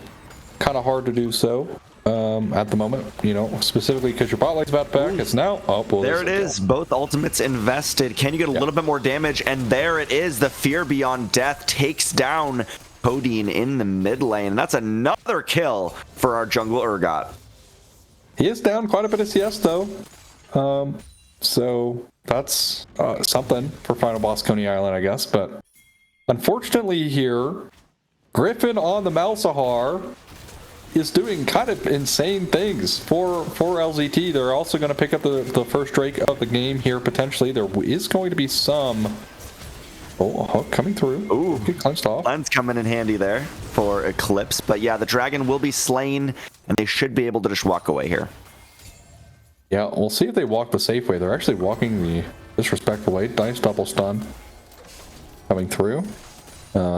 But flash is available here for everyone, so even if J4 does cage them, they can all flash away, except Banjito. Of course, does not have that, but should be okay regardless. Holy Carrot now. He's just doing York things on the top side. Hitting things with a shovel. Calling his wife up to the digging top graves. lane to assist him, you know? Yeah, digging graves. Summoning ghouls. Just York things here. But overall, again, I talked about LZT needing to fix some of their lane phases, and well, so far every lane is ahead. Saber, well, I mean, bot lane technically ahead because of their assists, but Ooh, Griffin in some danger here. No flash available, just stuck in the Cataclysm, and that will be the first kill traded back for final boss Koney Island this game, and on to one of your most important carries. Nice. Yeah, I mean, when you don't have flashes bounce a horror, it is so easy to gank you, especially with a J4 who can point and click, put a ring that you can't walk through around you. So Banjito will find Eclipse. Still level 5, of course. Or does get XP in these roaming scenarios thanks to picking up chimes. That Banjito does not get, as Maiden is continued to just two things in the top lane for Yorick.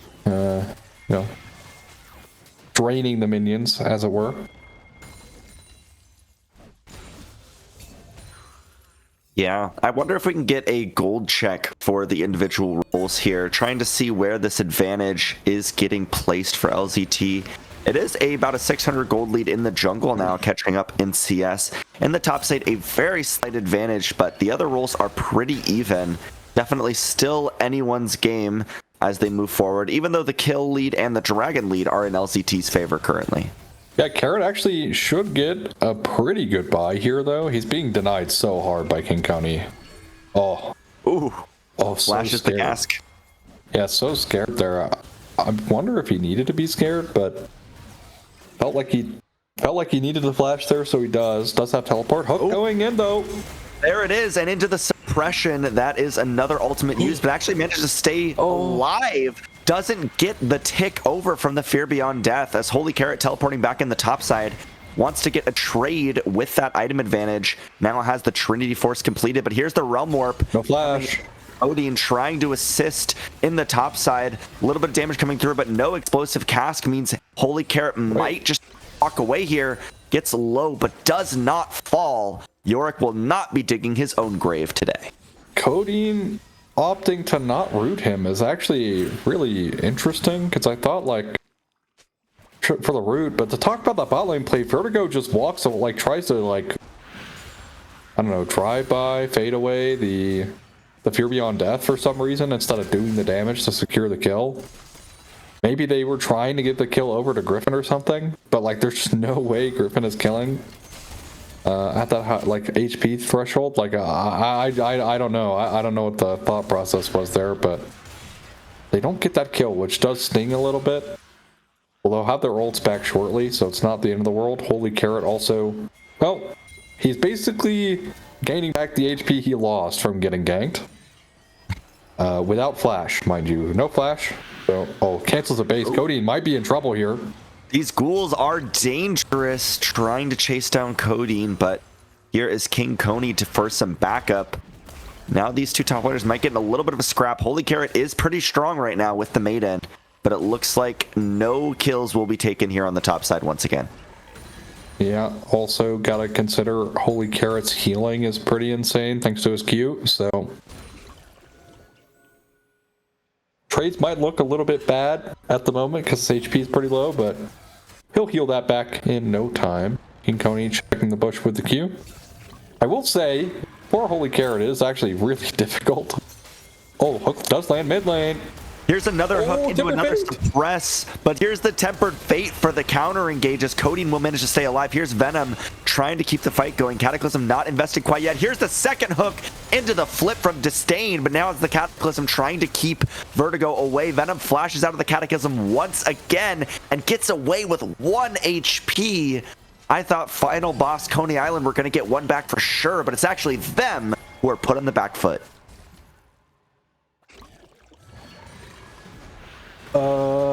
Well, I mean, I will say LCT's comp is feeling like it's very low damage.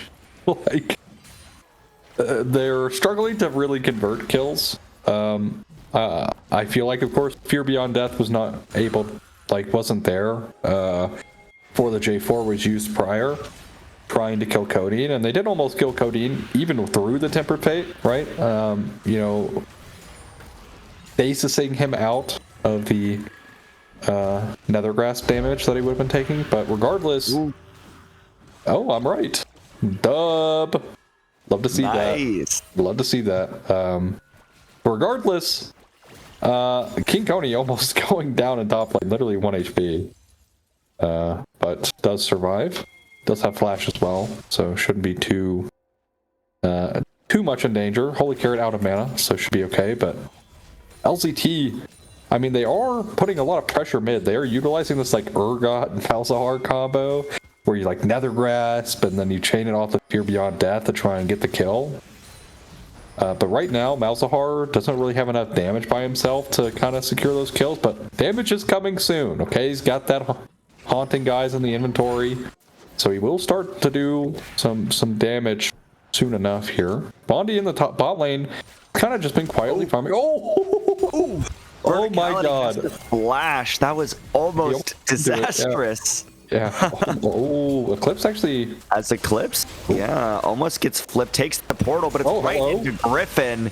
Gets suppressed and pulled into the Fear Beyond Death as Vertigo picks up another kill. Oh no, Verticality is dead. He's dead here. Yeah. Like, the turret goes down to Bondi. There's the Mega Inferno Bomb. Getting very low. Give it over to Vertigo once again. There's 4-0 on the LZT jungler. I do feel like they are giving every kill over to Vertigo, which is actually kind of interesting. I feel like kills over to Ziggs aren't bad. Like, maybe you don't want the kills on Malzahar, that kind of is fine, but at least getting your, like, poke champion this game some kills to get, like, ahead actually pays off for you big time. Like, they're pretty low ranged outside of Poke Varus here for final boss, like, Coney Island. That the poke could actually, like, really start to stick. But again, they're opting to give kills over to Vertigo, which, you know, we saw last game, right? The one true person for final boss Coney Island having a huge lead was the Mel. Now Griffin in trouble. Does definitely have flash. In trouble here. Gets rooted and the stun coming out. Now just 1v3. Nowhere to run. We'll see who ends up picking it up as they're trying to give over to the Rise, and Codeine will take the kill. But here on the top side, King Koney under a lot of threat here under the tier 1 tower. Does flash away, but will eventually go down to Holy Carrot in the dive. The entire team showed up for him, by the way. The first tower is gone, so this Herald actually doesn't get a whole lot of value. Does give them some gold. And Ziggs ult to clear mid wave as well, so they won't even get the pressure on the mid tower there. They don't even pick up the tower with this Herald, so they will get it on this next wave, but kind of does hurt them a little bit. But top tier 1 going down. Oh my goodness. Bondi. Good flash timing there. Does get the safety in time, but regardless, Hexgate away. Well, you know who's great at taking towers? Ooh. York. He picks up another one, but he's going to pay with his life, potentially. Yeah, no Chains of Corruption actually to catch here. No Realm Warp either to continue the chase, but here's the flash forward from Koney, but doesn't get the root out. Eclipse still wants to chase, still wants to find that next stun. It will just be a slow for now, but look at Verticality going really low, but it will be a shutdown onto Codeine. Yorick will have the first death of the game, but does get the tier 2 tower, so a little bit of gold traded back there. Yeah, it does get the tier 2. He almost did get away, right? Like, no flashes. Gets the double cage there, but unfortunately does not get the distance from Bard, which... But, hey, look. Ult actually does land onto Codeine to stop his back, but it's the wave being cleared out by Ziggs. One of his favorite things to do. Just go up, ult waves at your tower line, run away. And go back to farming in the lane you were actually in. So, it does just that. Picks up all of the minions under the top tier 1. And now we're looking 30 seconds away from this Drake. Poke from Verticality, though, is going to start adding up here. Mana Immune completed. No Mura mana just yet, but Bar is definitely not one of the fastest Mirror Mana stackers in the world.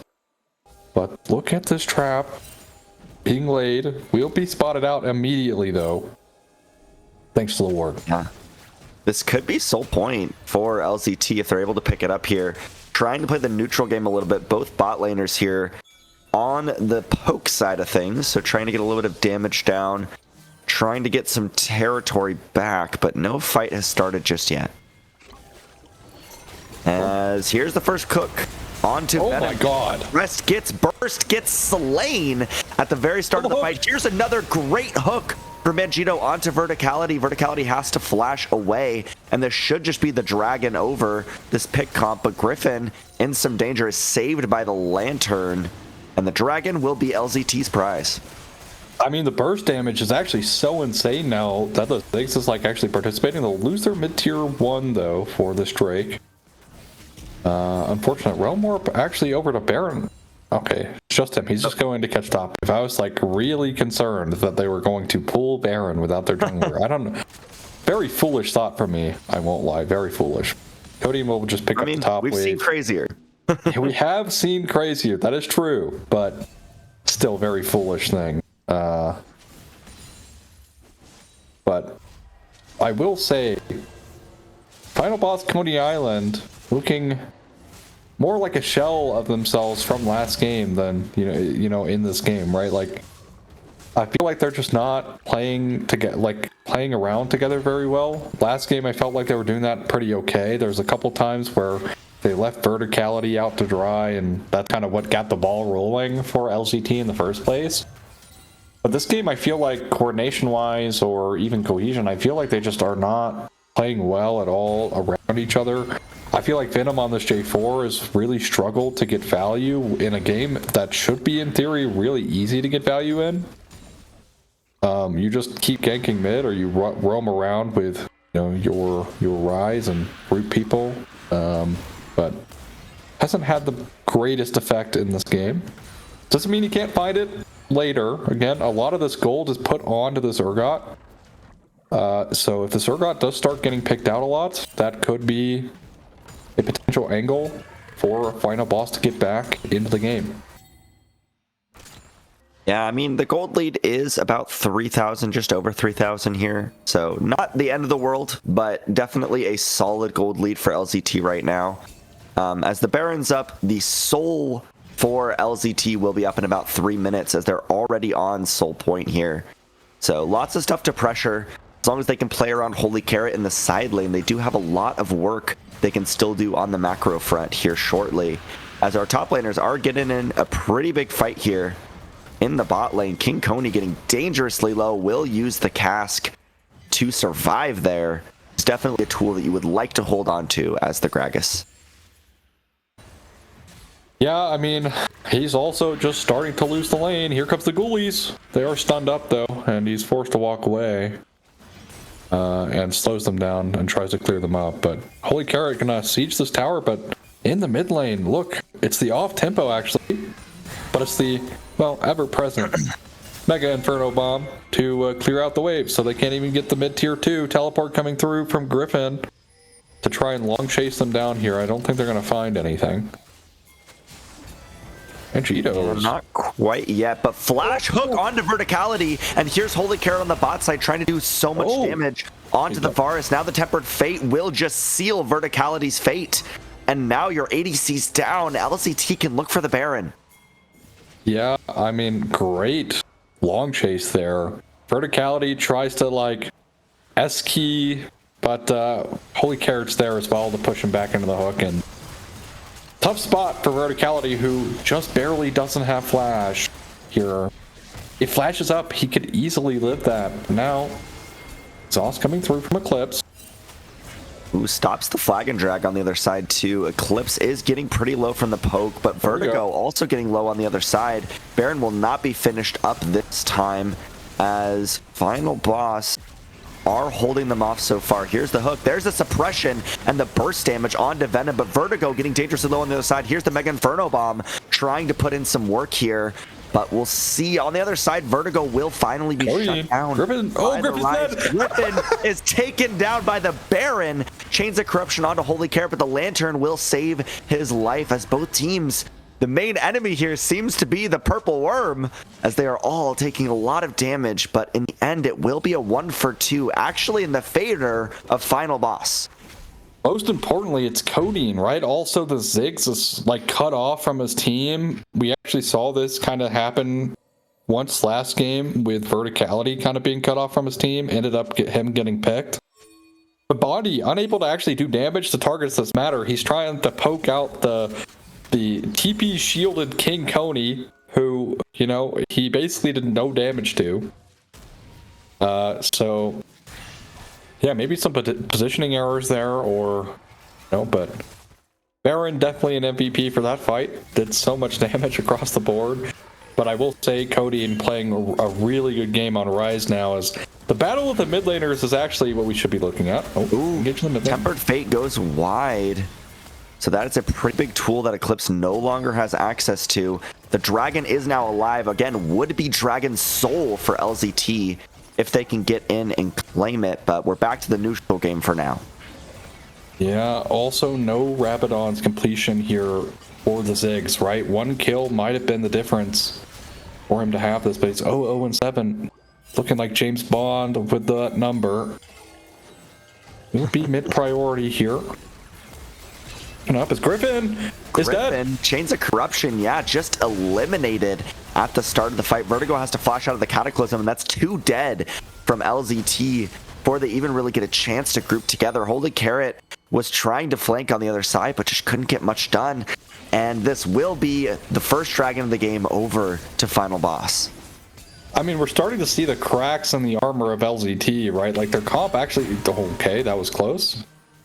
Anyways, like, LCT's comp just really doesn't function as like a real front-to-back comp, right?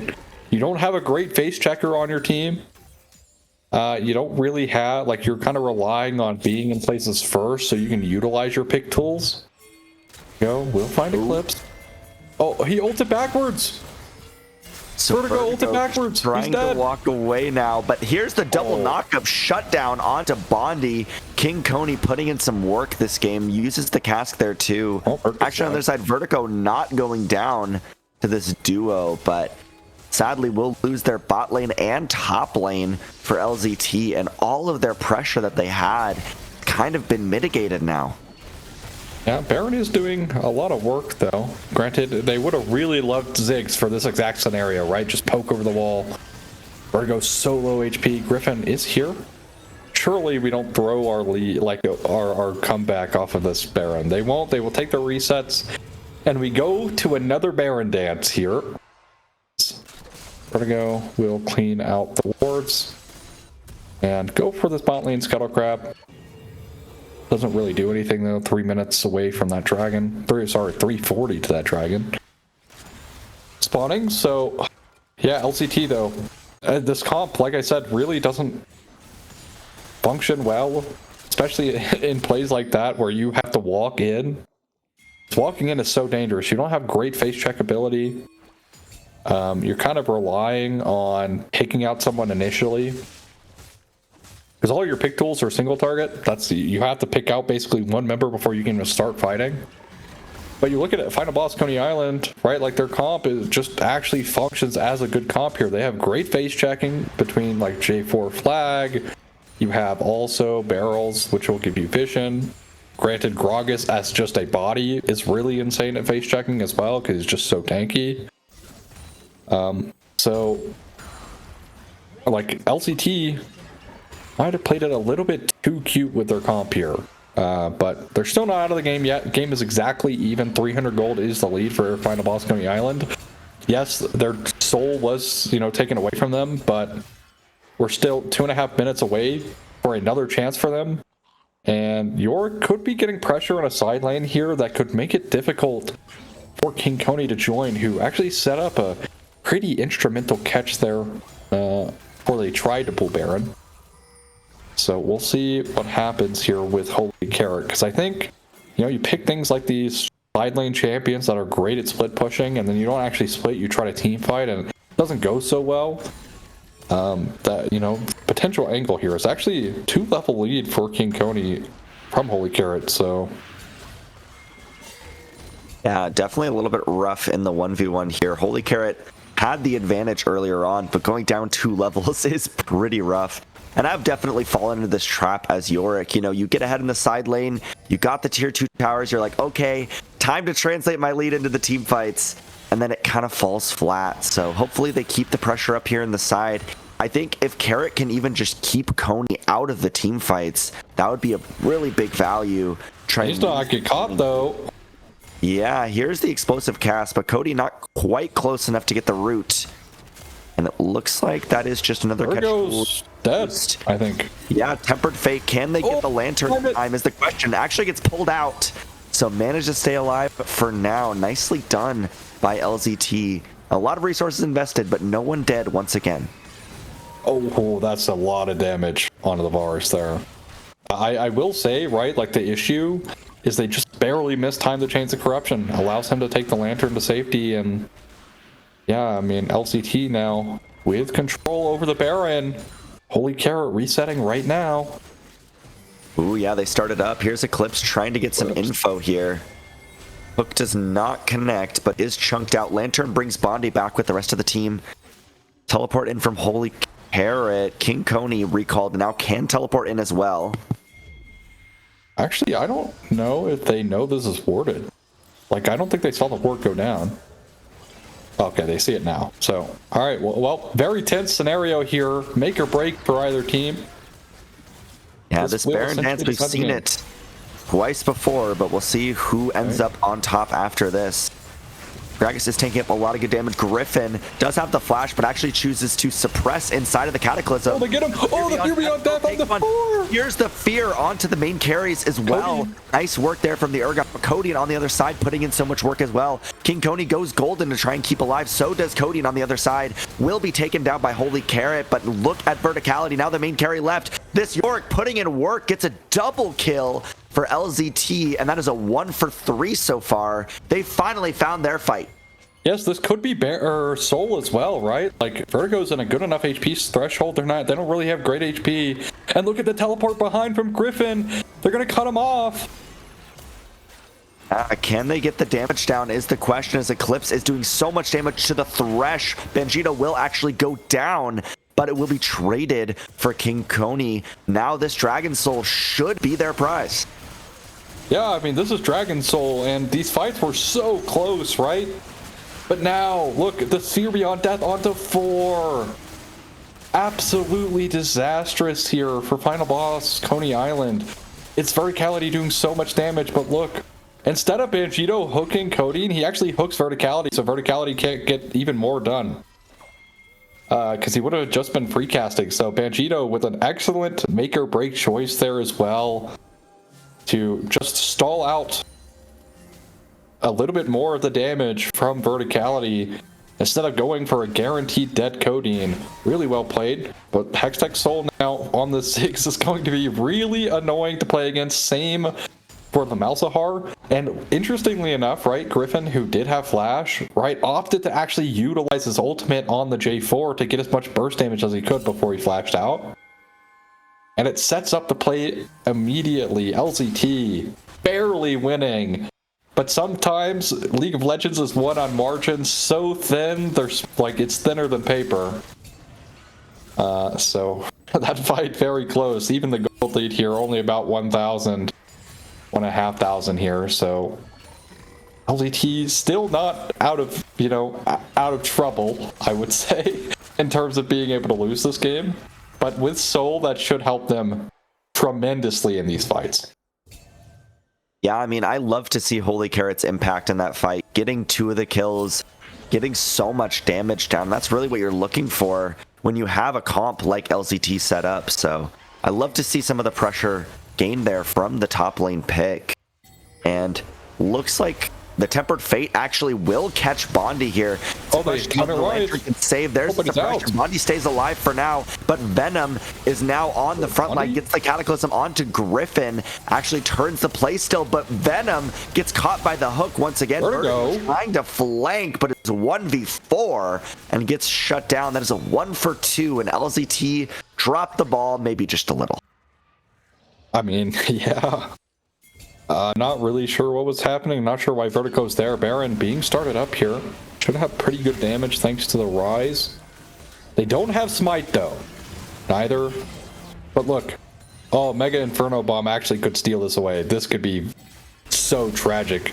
LCT could just win the game here. Oh, where's the ult? The ult is so late. Oh, they didn't have vision. Okay, that's why I was like, man. Baron, recalls coming through.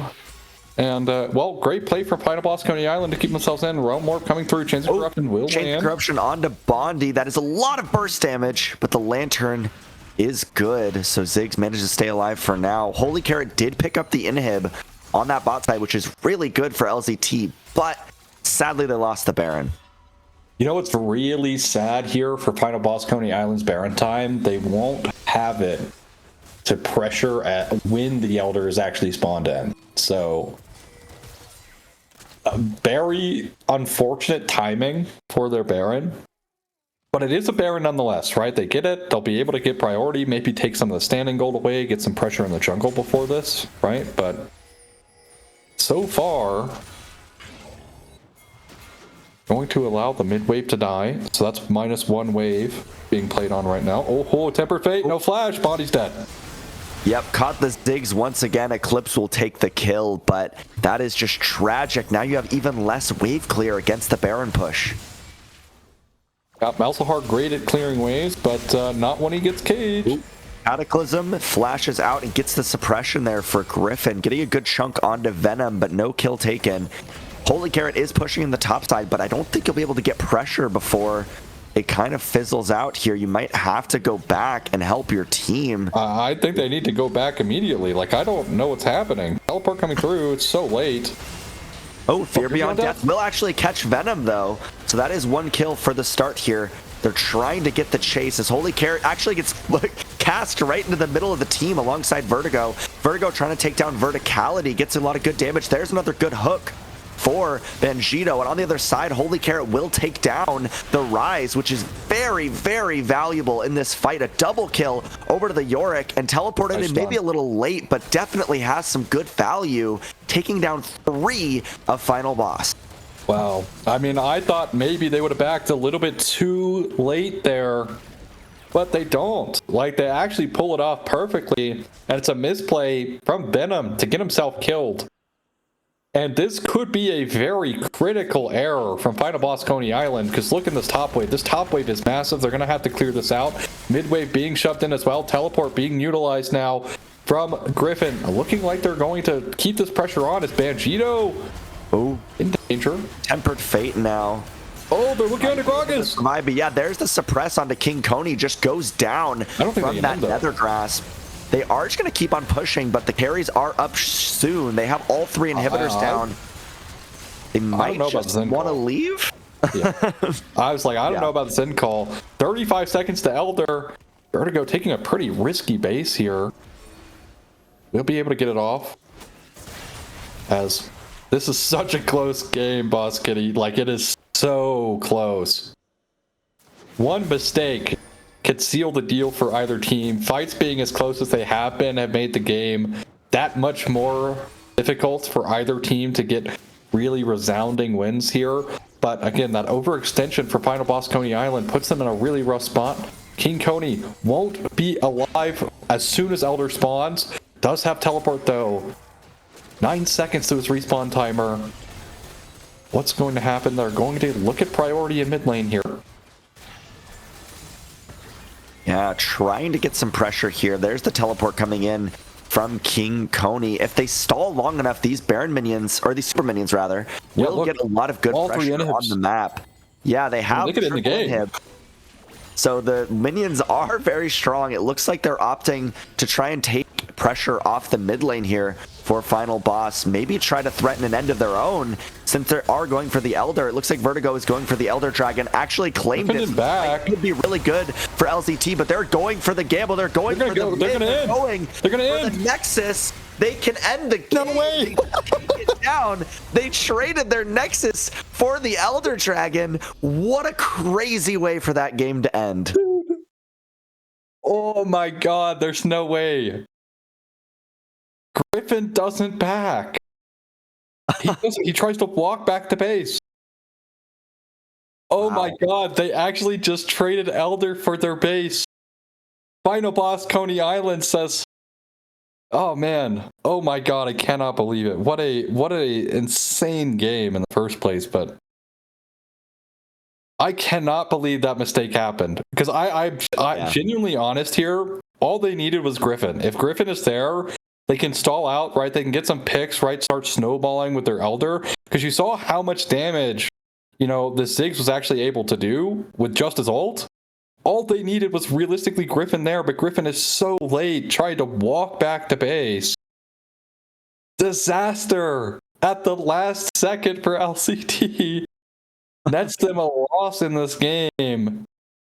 I mean, Holy Kara was doing great things on the York, carried that one fight we were talking about, Sometimes you kind of put yourself in a position where you're like, yeah, I want to translate my lead maybe a little bit too early and stuff focusing, but also it felt like they just didn't care about their mid priority either, right? Like they were just like, yeah, we don't need mid prio, they can't end, but they forgot Realm Warp exists.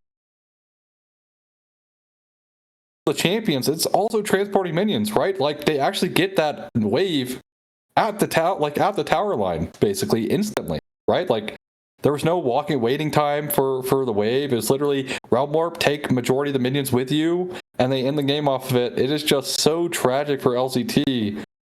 I mean, that is a historic mistake to make. Definitely. I mean, well, we have a series on our hands. We can officially say that. It is now 1-1 for this best of 5. As Final Boss did strike back. They had a very good early game in game number 1, but ended up losing. This one, they had a pretty rough early game, but ended up winning. So I guess it's just red side OP from my perspective. Lose early game, win late game. Obviously, yeah, that's the real one. Yeah. That's the real one. But yeah, maybe red side OP. You never know. But yeah, great stuff. I mean, honestly, what a ballsy call in general to just go for the end there. But utilizing Realm Warp worked out tremendously. And like I said, I think if Griffin was simply just there, that they can't end the game. I wholeheartedly believe they have enough damage to kill majority of the carries before they can even kill the base, and they have so much wave clear between Ziggs and Malzahar that the minions are never ending either. But unfortunately, mistakes made, and the game is, like I said earlier in that game, sometimes the game is won on margins so thin it's thinner than paper, and that was a very thin margin to win the game. Yes, it was. Do you have a player of the game for this one? Player of the game for me, Codeine. I think Codeine was by far and away the best member here on Final Boss Koney Island. By far. It wasn't close. He carried that Baron fight that was kind of happening. Of course, the Realm Warp there at the end, which, I mean, that necessarily doesn't need to be his call, but again, regardless, I think he played the best on his team this game, so easy MVP for me. I think second, and I don't necessarily think it's a close second. I think Eclipse on the Bard was not bad. There were a couple Temper Fates that were kind of and him getting picked out a couple times, kind of was a bit rough, but he did have some pretty impactful plays this game. Picking out Bondi, right? To even get them Baron in the first place, right? That's what set it up in the first place, was them finding the pick on Bondi off of the back of a Tempered Fate. So Eclipse, I think, could be in the running there, but for me, it's Cody. Yeah, no, I have to agree with that for sure. I think the Rise put in a lot of work there, getting gold and putting it to good use. But we'll see. Now we're tied up in this series. We'll have to see who takes it out on top, who comes out in the lead after game number 3 here. But we will see you guys after the break.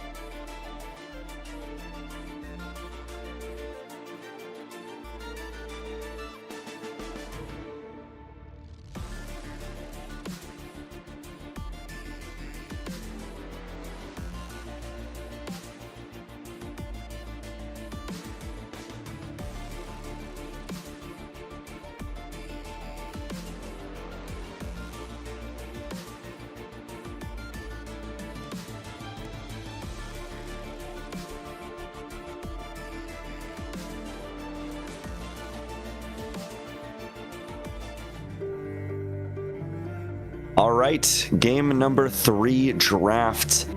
Now this is the furthest we've gone into any series so far, as they've all been best of 3s. But, you know, since they've already taken a game, it means it will be going to at least game number 4. So I'm excited to see what Fearless eliminates for us here. But what are you expecting for game number 3, Aussie? Well, this has not been anything short of absolutely cinema. Last game ending on a Elder or base trade. Means the series, well, I mean, it's been close. Game 1 was also kind of close, right? Like, just an unfortunate, like, final boss, Koney Island, just not able to actually convert their lead, you know? But will be the Nocturne first pick here, who looking pretty phenomenal. If you're following NACL, definitely a very fun and favorite champ for a lot of players. Owner as well. It's normally banned against him if you're keeping up with the LCK, because he is just such a phenomenal Nocturne player in general. So not shocked to see it come out, but will be the Ari here for Coding. And no, I said we were talking about bot laners, but so far it's been the battle of the mid laners kind of holding it down for their teams. First game it was Griffin, second game it was Coding, and it's actually going to be the Pantheon, which we have seen a lot of as well, kind of resurging. The ability to just have the global ultimate, put a lot of pressure down in the mid game has been working tremendously for junglers, which is why we were getting Nocturne versus Pantheon. Yeah, I mean, these are two very good side lane junglers trying to look for those picks, as it will be the classic combo, the Nock Wave with the Nocturne Orianna for LZT. Obviously, very, very high priority, very strong right now. I really like that strength that they're already building for the team comp. We'll see what they want to pick up on 3 here. It will be the Nami, one of those premier supports that was actually banned in the last game.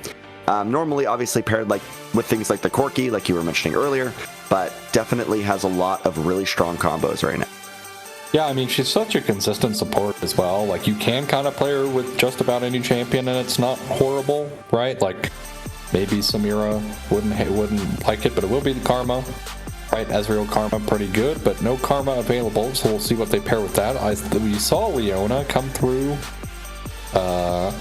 with Ezreal. If you recall, a while ago, Ezreal Leona was really strong lane, and now that, you know, players are basically always running lethal tempo, because they're like, hey, I don't have a lot of CDR on my Q, and I also, if I happen to miss a Q, I lose so much damage. Well, lethal tempo makes up for that. Also double dips with your passive, so you get so much added attack speed with lethal tempo that trading early is actually insane. Like, it's oftentimes, you know, you see Ashe Seraphine lanes, it's usually paired with Ezreal Karma.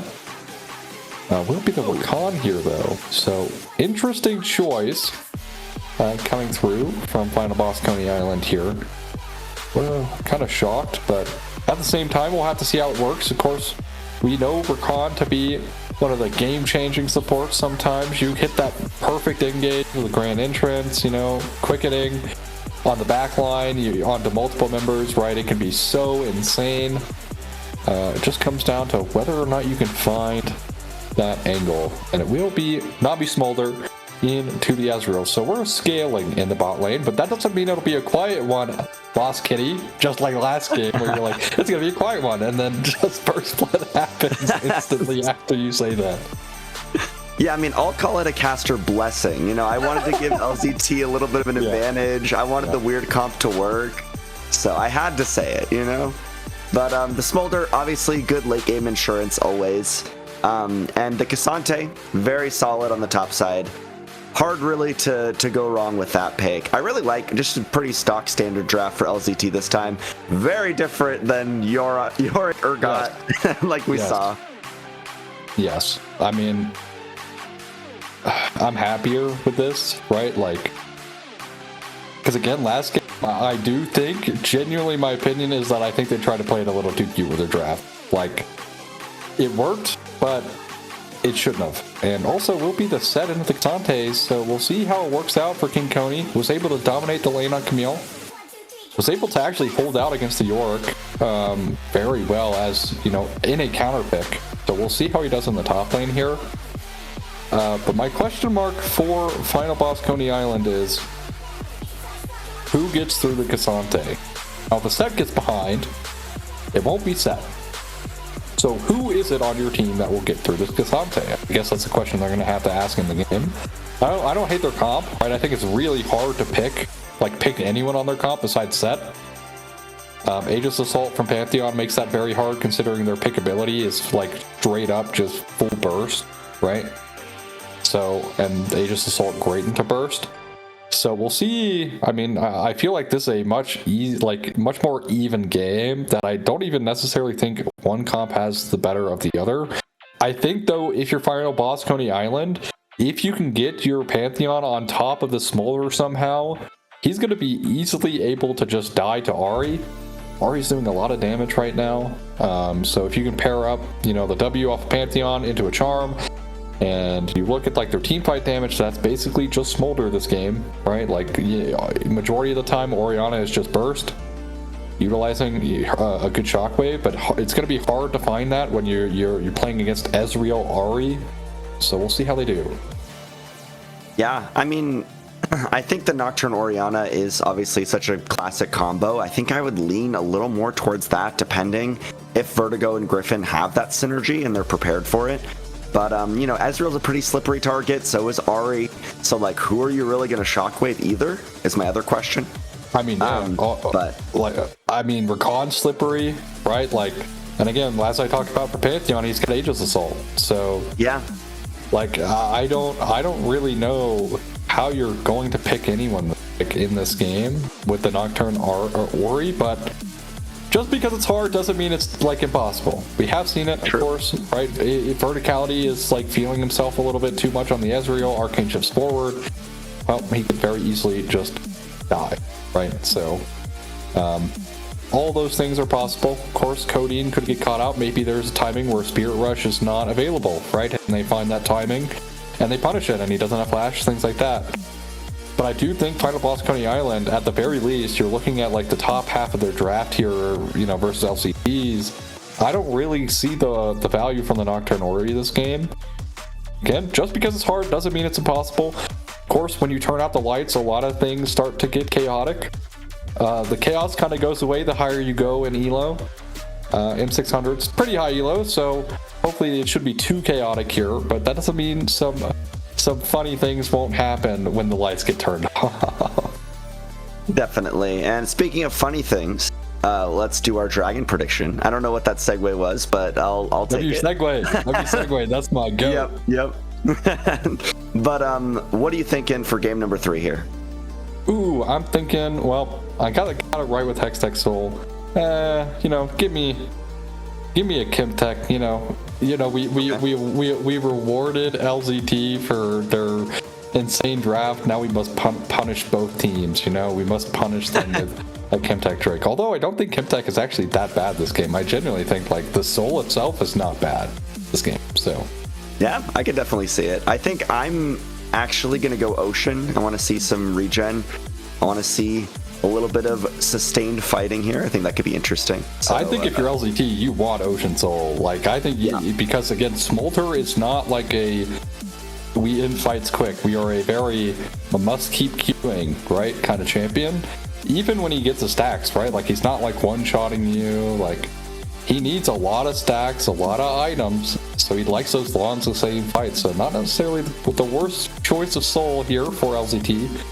And for, Final Boss, they have a lot more burst up front, so maybe they don't necessarily want it as much. But if they do, like, say, fail, it wouldn't hurt, I would say. Wouldn't hurt.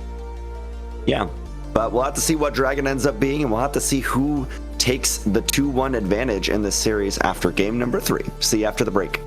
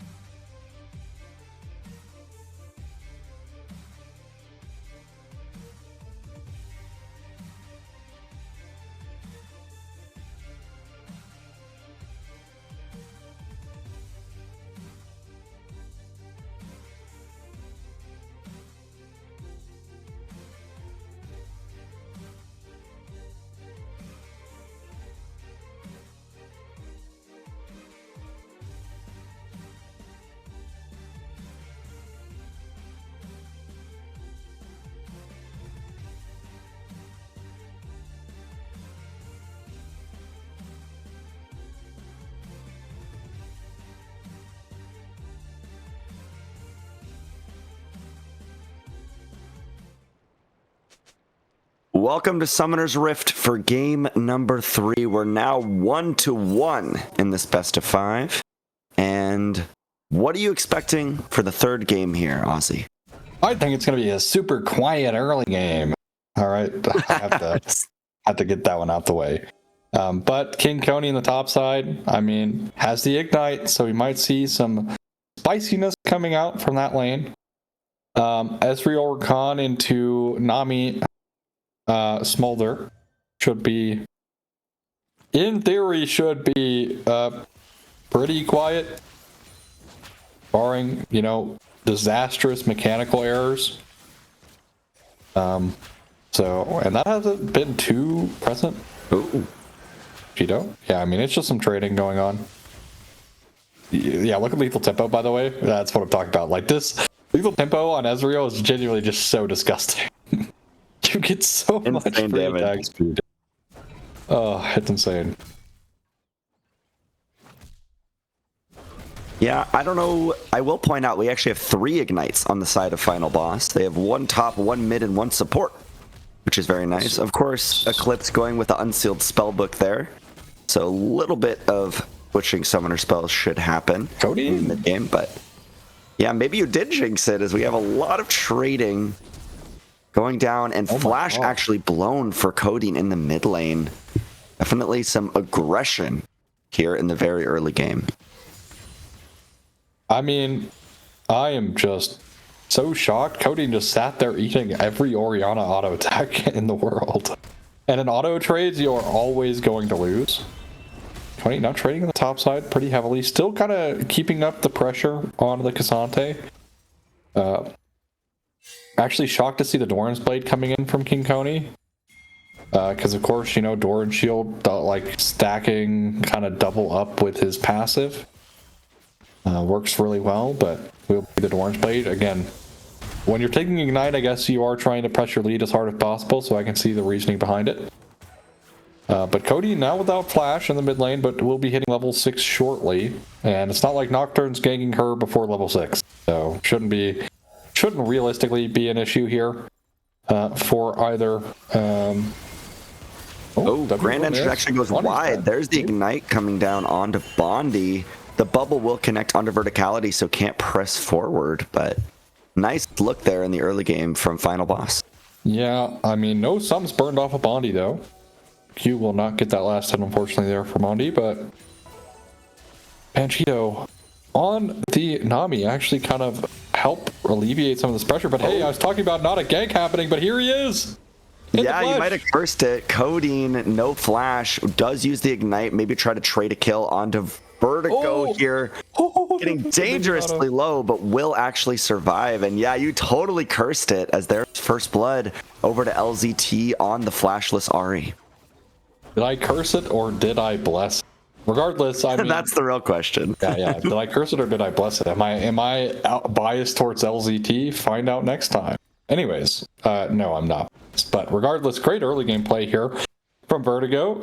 Kind of biting into the expectations of Cody, and something that I thought Venom could have done last game on the J4 was punish the flashless Malzahar much earlier in the game, but he never really did. And then it took basically Eclipse roaming on the bar before they got that kill in mid lane, and also was the ult as well coming online. But regardless, LZT get it started early in the mid here with the Orianna actually claiming the kill. Something I do again kind of want to point out from last game, and what hurt LZT a lot, is they didn't really have their kills spread out evenly, right? They put so many of their kills intentionally into the Urgot, but when the Urgot was needed, he disappeared because he fell off. So when they needed him most, he disappeared. Much like the Avatar. Indeed. Well, Griffin now trading with Codeine, but Eclipse is here. There's the Grand Entrance onto Griffin, but not really much damage here at this point, so no threat onto the Orianna. Also, Nami able to equalize the trades a little bit better because of the heal in her passive. Now, that did actually get nerfed a little bit, so Not that crazy, but still a nerf nonetheless. Bondi now actually down experience against verticality here. See if he gets that cannon. Not sure if he did or not. Oh, Holy Carrot might find a solo kill. All out onto King Koney, pushes them under the turret. The classic is he does! Flashes forward and will take it. And I'll say this top lane has probably been the most eventful role in the early game in all 3 games. And Holy Carrot wants the advantage in game number 3. Please do not walk forward. You know I was about to say, please do not walk forward. And Venom will take his reset here. And they see the ward, so the whole jig is up, I fear, and they'll be able to reset away. As Bondi lost 1 whole minion from the Pantheon sitting there, and he took the entire wave of experience, splitting it 3 ways. Not that it matters, just so we're aware. Bondi was already down in an experience, but just something so minor that I felt the need to point it out. But it will be the Mountain Drake first up this game, as will be the level 6 Scuttle Crab actually spawning in. Vertigo already level 6 thanks to the assist he got, and look at the CS lead as well. Venom will be behind on his level 6 here a little bit. They are pinging missing on the top side, so decent tracking of potentially where Venom could be. Level 6 now off of the Krugs. We'll see if where the Pantheon decides to go with its first Grand Starfall. Now, granted, when you're looking at like value from these players, right, or like these champions, it's how well they can utilize their first ult, right? Because it's a long CD for both ways. Nocturne. And here's the first ult, right as you were talking about it, for Vertigo. Wants another kill onto King Koney. That shield is massive, but not enough to make any sort of difference here, as there's the next ultimate on the other side. Venom is here, wanting to get the stun. Flash stuns and takes down Griffin, as both of our level 6 junglers make use of their ultimates. Yeah, for our final boss, it was kind of a little late, because they just wanted to do something, because their top laner was going to die. But it doesn't have an invade and get some CS back for this Pantheon, who's kind of down in CS right now. Bondi still kind of down in experience here because of the roaming coming from Eclipse. But he is level 6, so it doesn't really matter all too much. We'll see if this is like the Essence Reaver Bruiser build coming out from Smolder, or if this is going to be like the Triforce, what you usually see, but... or not what you usually see. It's actually the Bruiser build that's more common right now. Looking to be the Essence Reaver though, first item. I tend to like the Bruiser build a little bit more, just because of the extra survivability. You don't really need the additional turbo scaling from like Triforce Manamune right now. So we'll see how his itemization goes as the game progresses. And we'll give you an update soon on how he's doing in stacks. We'll look at maybe 15 minutes, get a 15-minute stack check. But for now, it's final boss starting up the Drake number 1, which is expected. They have lane priority in mid and in bot lane, specifically around bot lane, right? The Ezreal will get priority against the Dragon because the Dragon's super weak early. So there is the first Drake taken. And overall, final boss, yes, this top lane is bleeding. The Ignite from King Koney did not pay off on the set. Looking like it's going to be Stridebreaker first item here. Now, actually, Bondi is well aware of this play onto the base between the towers, will not fall for it. Manages to stay safe for now. We'll stay safe, and also they did see the Pantheon thanks to the ward in the bush, so good stuff. Is now King Koney getting traded on. Bondi. Ooh, grand entrance, but gets hit by the tidal wave. Eclipse getting dangerously low, does use the Ignite as verticality, fighting it out with the lethal tempo. Flashes, the mom is now getting dangerously low, but there's the paranoia. Vertigo makes all the difference in this close spot, 2v2, and now we'll pick up a double kill on the outside of it. Talk about another great ultimate from the Nocturne. I mean, yeah, he gets his ult up just a little bit earlier than Venom, so Venom can't actually join the play until super late.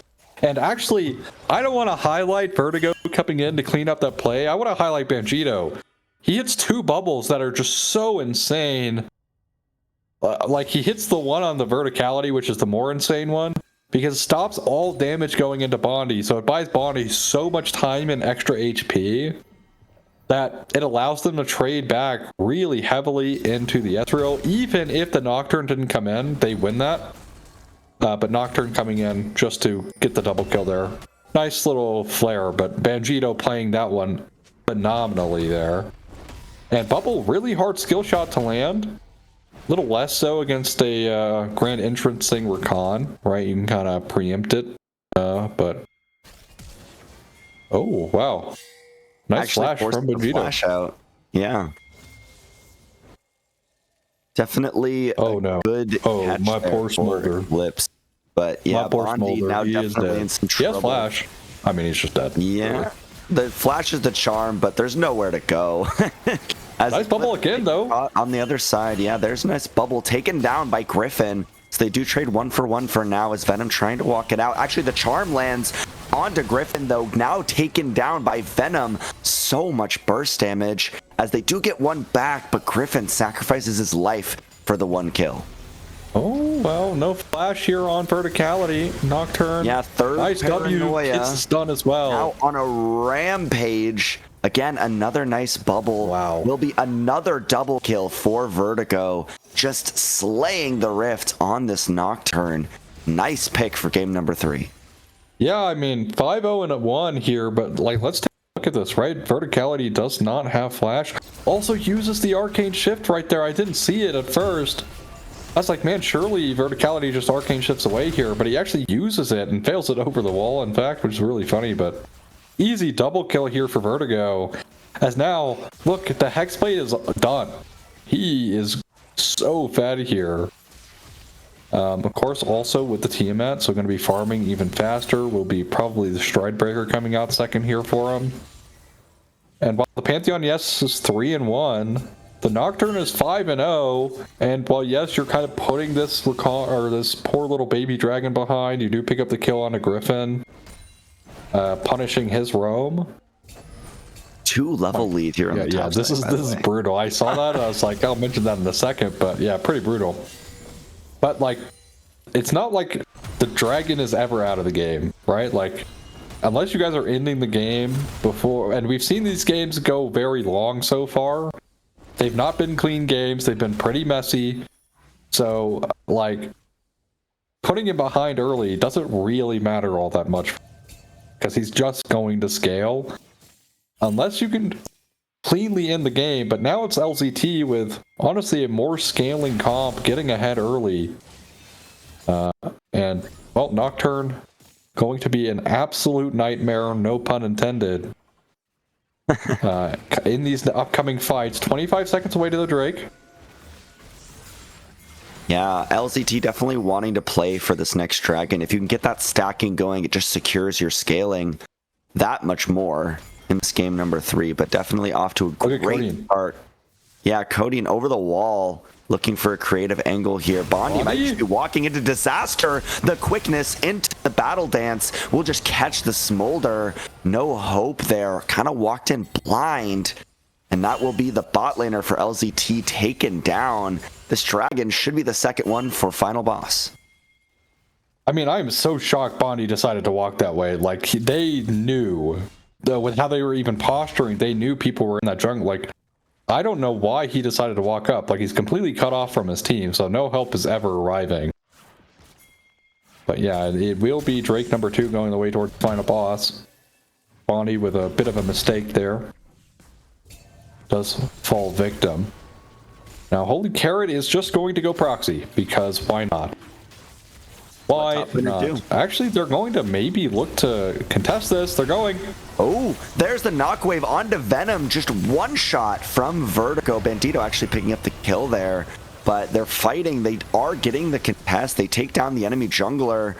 Verticality and Eclipse getting very low, and this dragon will go over. We spoke too soon. Final boss lose the second dragon. Oh, it's going to be the Cloud Soul this game. Dang it, I almost went Cloud. Almost. Almost. But Cloud Soul, well, you know, we talked about the like Ezreal Ahri being really slippery. But if LCT can net themselves the Cloud Soul, right, like, especially like for something like the Ezreal, the slipperiness actually can fall away depending on where you're fighting, right? Like if you're kind of fighting in an area where, the Ezreal can't, I'll hold that thought because we have another fight brewing here. Trying to contest the Herald on top side here. Eclipse trying to hold some space for now, but on the bot side here, Verticality, Arcane shifts in onto Bondi. Lethal Tempo and that passive stacking doing so much damage, and they will take down the kill onto Smolder. Bondi just dying in that 1v1. Koney and using the Spirit Rush here in the mid lane, looking for something, does connect the charm. Banjito. There's no way, Banjito. Oh my god. Great bubble will take down the kill for Griffin here, but here's Vertigo with the Paranoia, just turning tides once again with this ultimate. That is a double kill for the Orianna, a triple kill for the Orianna, and this mid-jungle duo has been the story of game number 3 for LCT. I mean, can we talk about Banjito here? Like, look at this, he flash bubbles to Ahri. That is insane. Absolutely insane that he pulls this off, and he's going to live out of this play as well. Like, Banjito for me has been a real highlight here for LCT in this game. The Nami just doesn't miss these bubbles. It's been insane. Also, Codeine had flash available for that. Like like genuinely so disgusting that Banjito even hits that in the first place. I mean, I'm a big fan of the Nami on Banjito. This is a insane performance that you rarely see.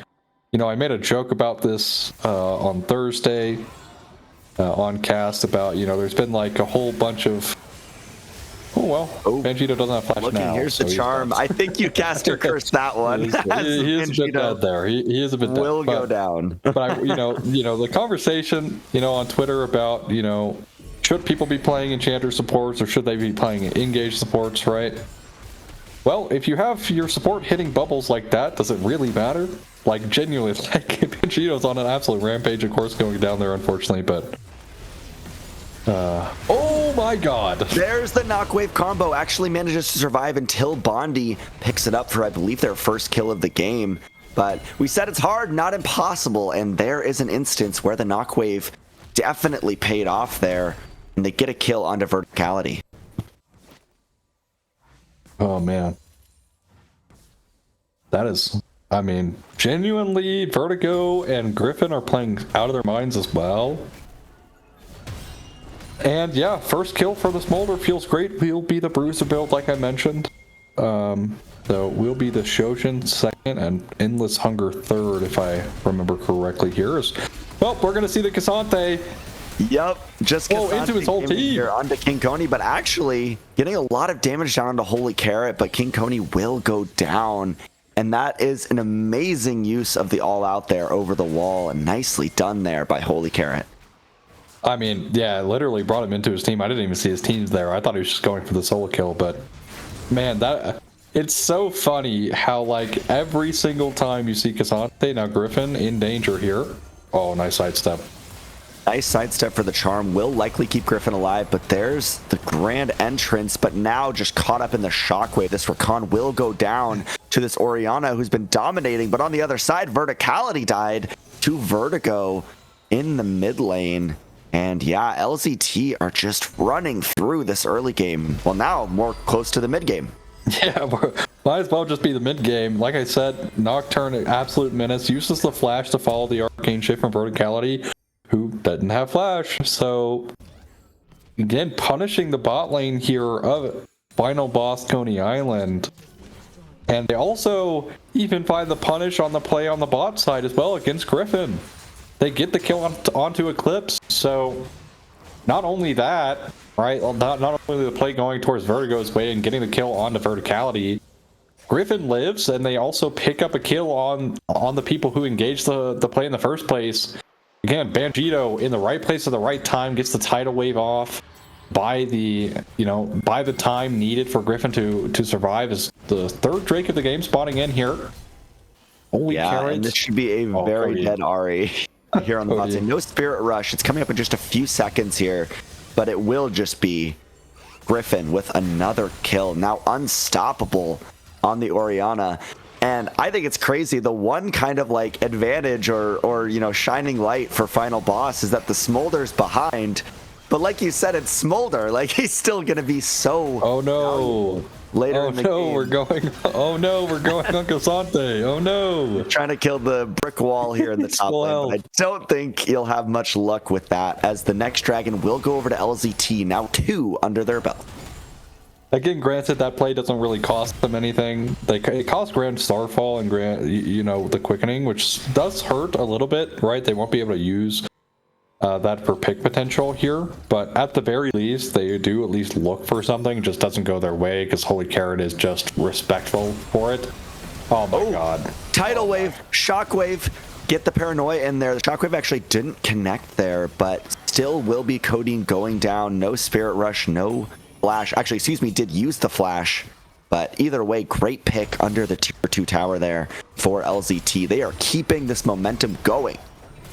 I mean, I'm telling you, by the way, like, we talked about how slippery Final Boss are as, like, a comp, and it doesn't seem to bother LCT at all. They're just finding pick after pick after pick on both the slippery members here on Final Boss. So, maybe a bit of a disrespect coming through. Also, Codeine had Spirit Rush in that last play. He didn't. It was not off cooldown. Could have potentially like kited it out, but opting to utilize the Spirit Rush when he was guaranteed dead actually cost him life again here. So yeah, certain things like that can you know, like he was guaranteed dead in that bot, like when he got caught out, and then he uses his Spirit Rush anyways, and then it wasn't off cooldown there, so he couldn't actually use it for when he got dove, and which he almost certainly would have been able to get away because Vertigo has no way to follow up. Because he doesn't have Flash, right? And Codeine had flashed the Tidal Wave, so... Oh my goodness, please. Please leave the Ahri. No way he chases down the Ahri. We'll see. Oh my god. Does have to use the Spirit Rush there. Holy Carrot, definitely a monster in this game. As Vertigo...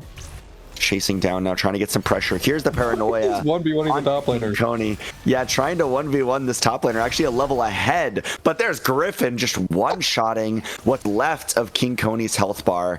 But the question I'll ask you here, Aussie, this is the pattern we've seen over the last couple games. We've seen someone get ahead and they still lose. So how does LZT throw this game? I mean, a whole plethora of things could happen. Holy Carrot could just start right-clicking the fountain. That would be an answer. Vertigo could get caught a whole bunch of times. That's another answer. Griffin, I think, is actually the real, like, without being, like, joking here, Griffin is a great target to try and pick out. But speaking of, he just finds solo kill. Yeah, now Legendary, after that Shockwave, they were getting a lot of CC onto the Orianna, but not quite enough damage to get it done. A double kill, as one also goes over to Vertigo. Here's the all-out. And another double kill for Vertigo here in the top lane now. And, you know, I was joking mostly about them throwing the game, but I think it would be pretty disastrous to throw at this point. This is definitely the biggest lead we've seen in any game so far in the series.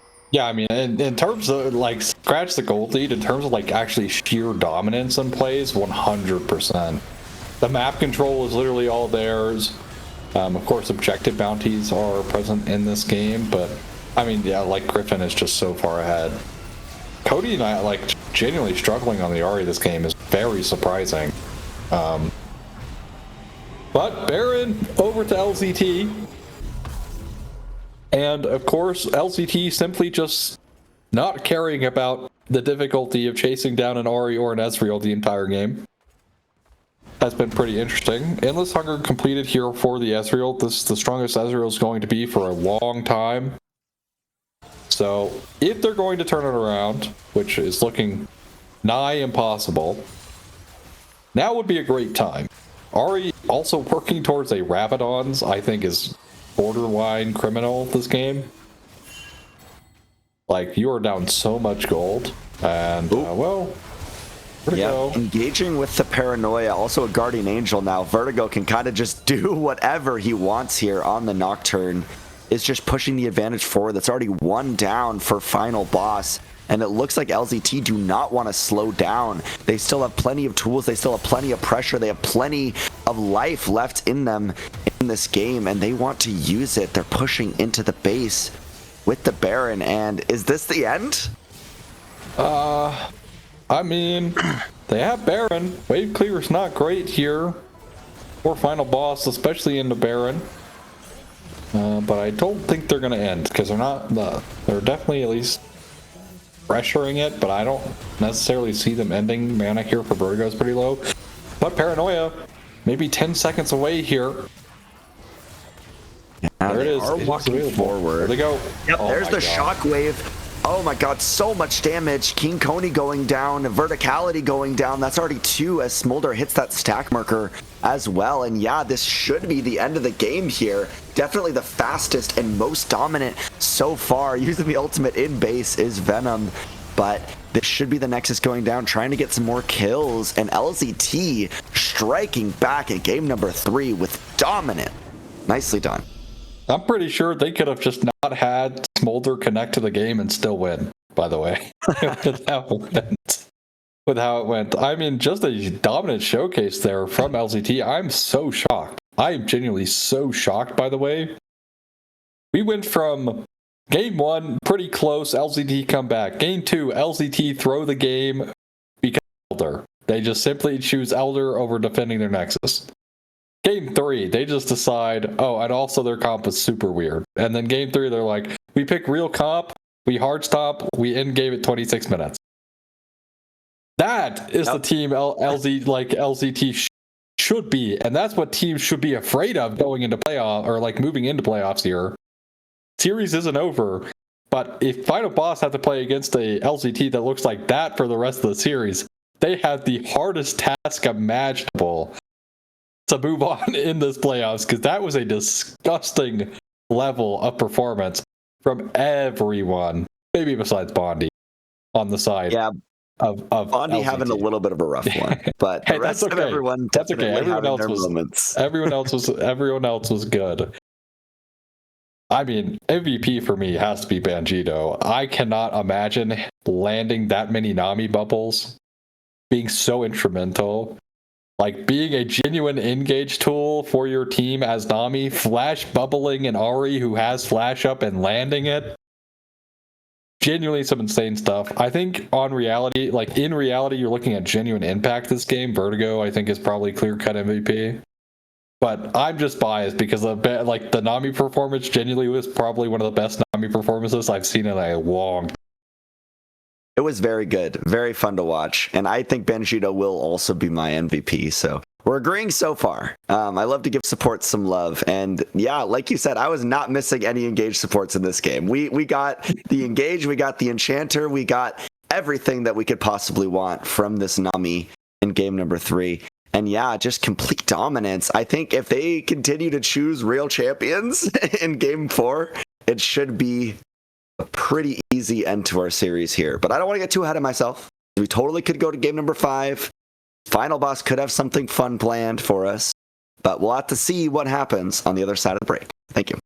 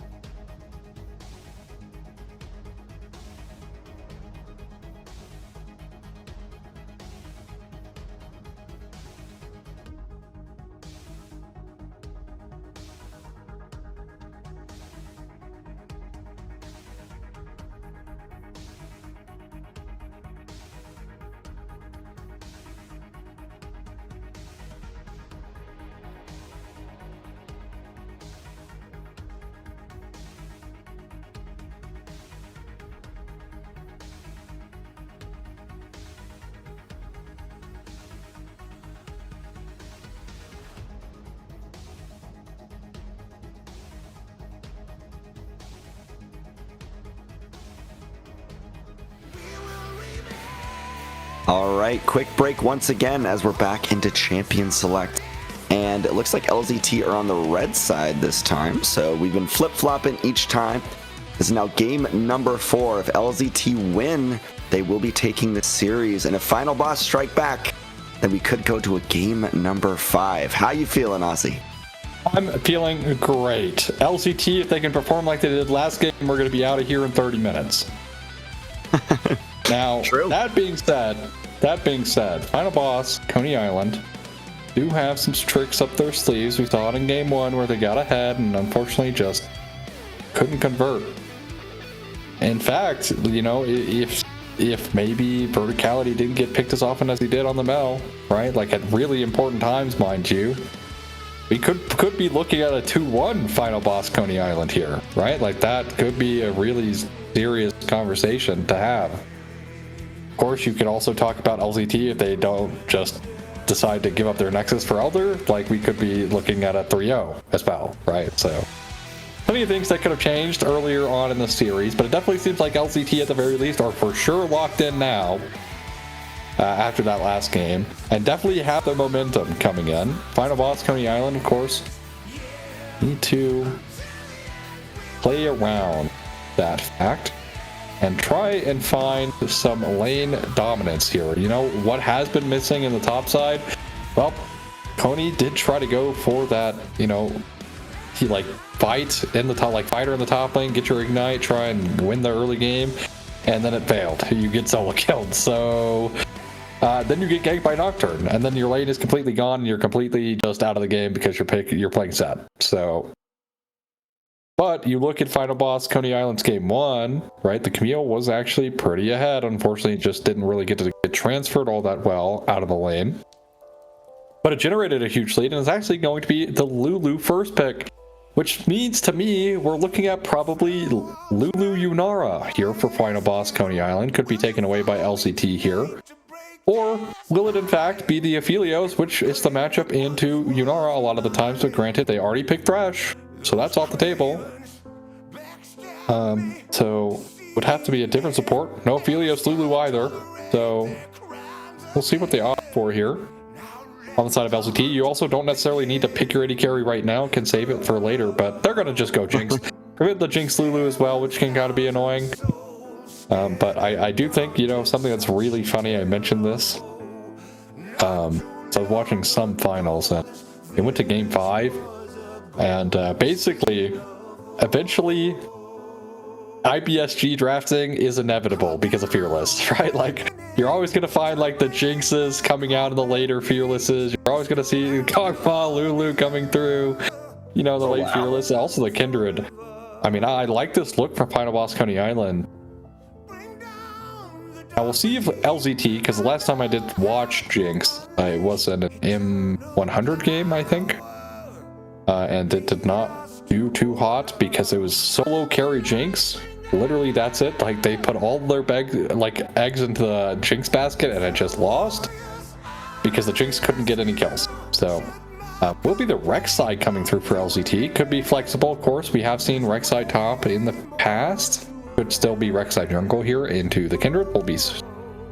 We'll know later. For now, kind of up in the air where that's going. Will be the Jax banned away. I'm curious how this Kindred's going to perform. Because again, a high risk, high reward. Milky Way, by the way, you know, LPL jungler, he got, you know, his very first season, his rookie season, played a lot of Kindred, was popping off on Kindred, then he got banned for win trading, but now he's back because that got disproven by the Chinese police, so he's going to be back in the LPL, so I get to watch my favorite jungler in the entire world come back. So that'll be great when he's on a team again. But I'm curious how this Kindred does. It's like I said, high risk, high reward. You can, and of course, the biggest thing with your champion that makes it so hard has nothing to do about spacing or invading or getting your stacks. It's your ult timing. If you press your ult wrong once and lose a fight that's important, the game is over.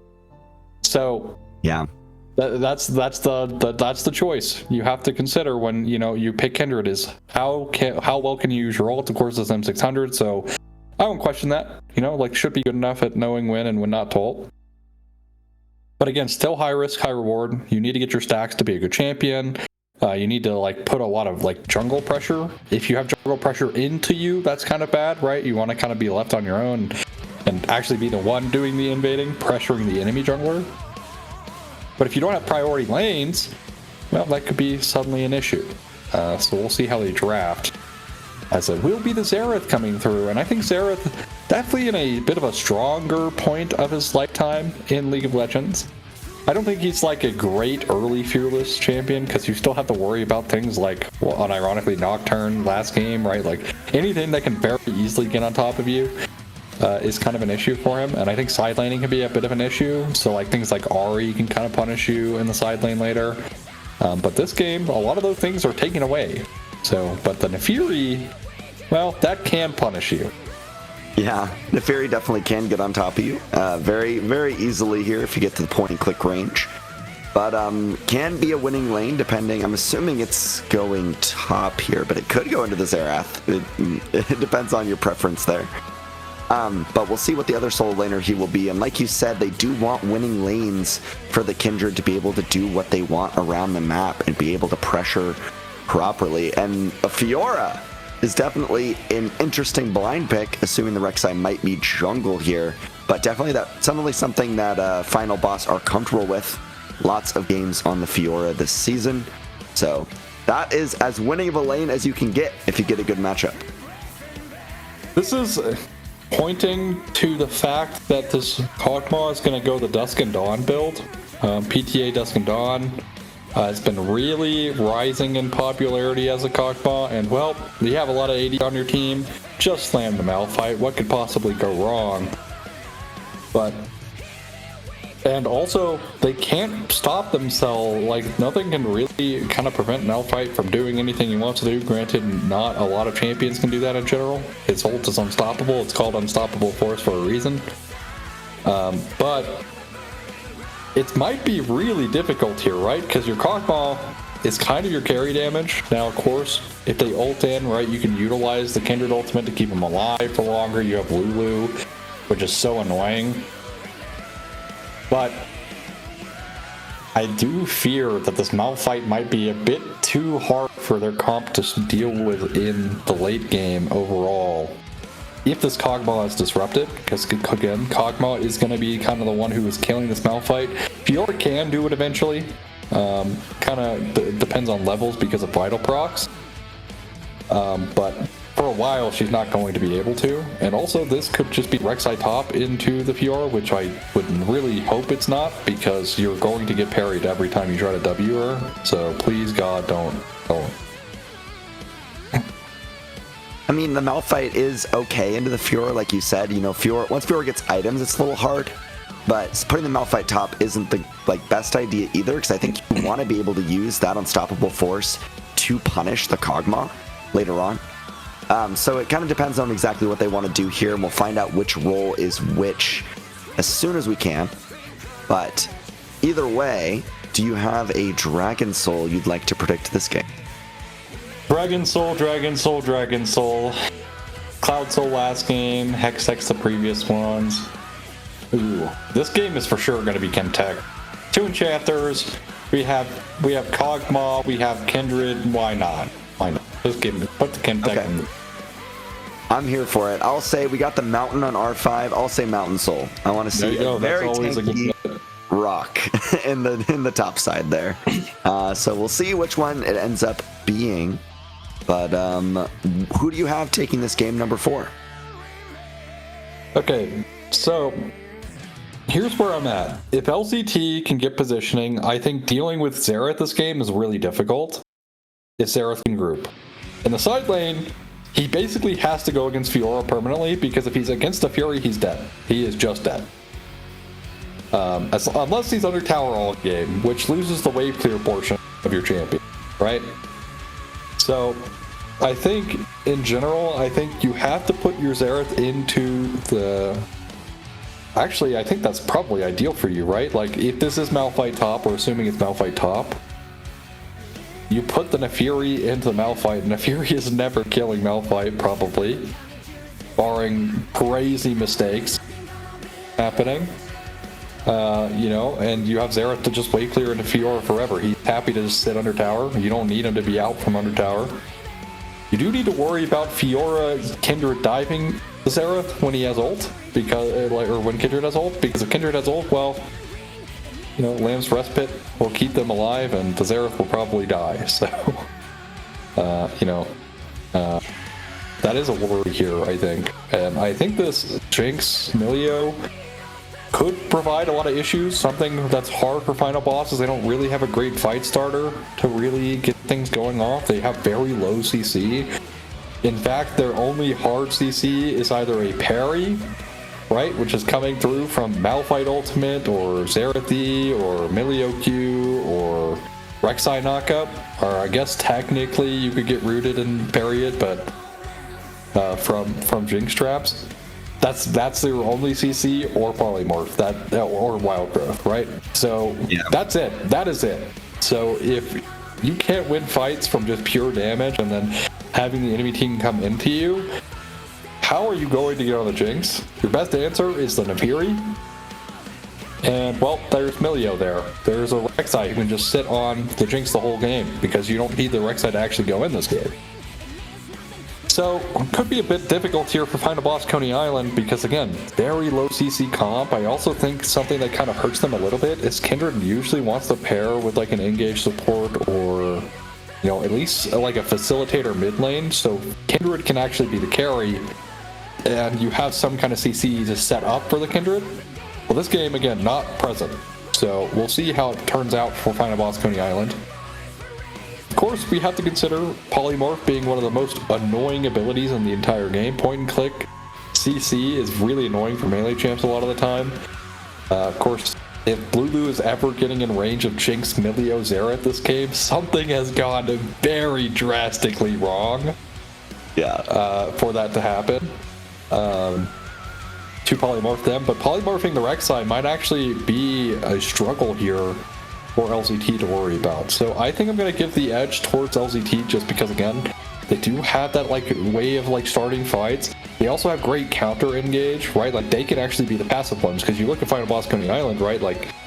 They get outranged this game by the Xerath, and eventually they're going to have to try and go in, but they don't really have great tools.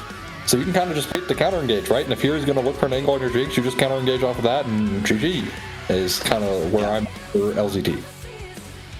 Yeah, I'm totally there with you. I think that LZT should take this based on these drafts. But we'll have to see what happens when we get onto the Rift, as we will take a short break here before game number 4.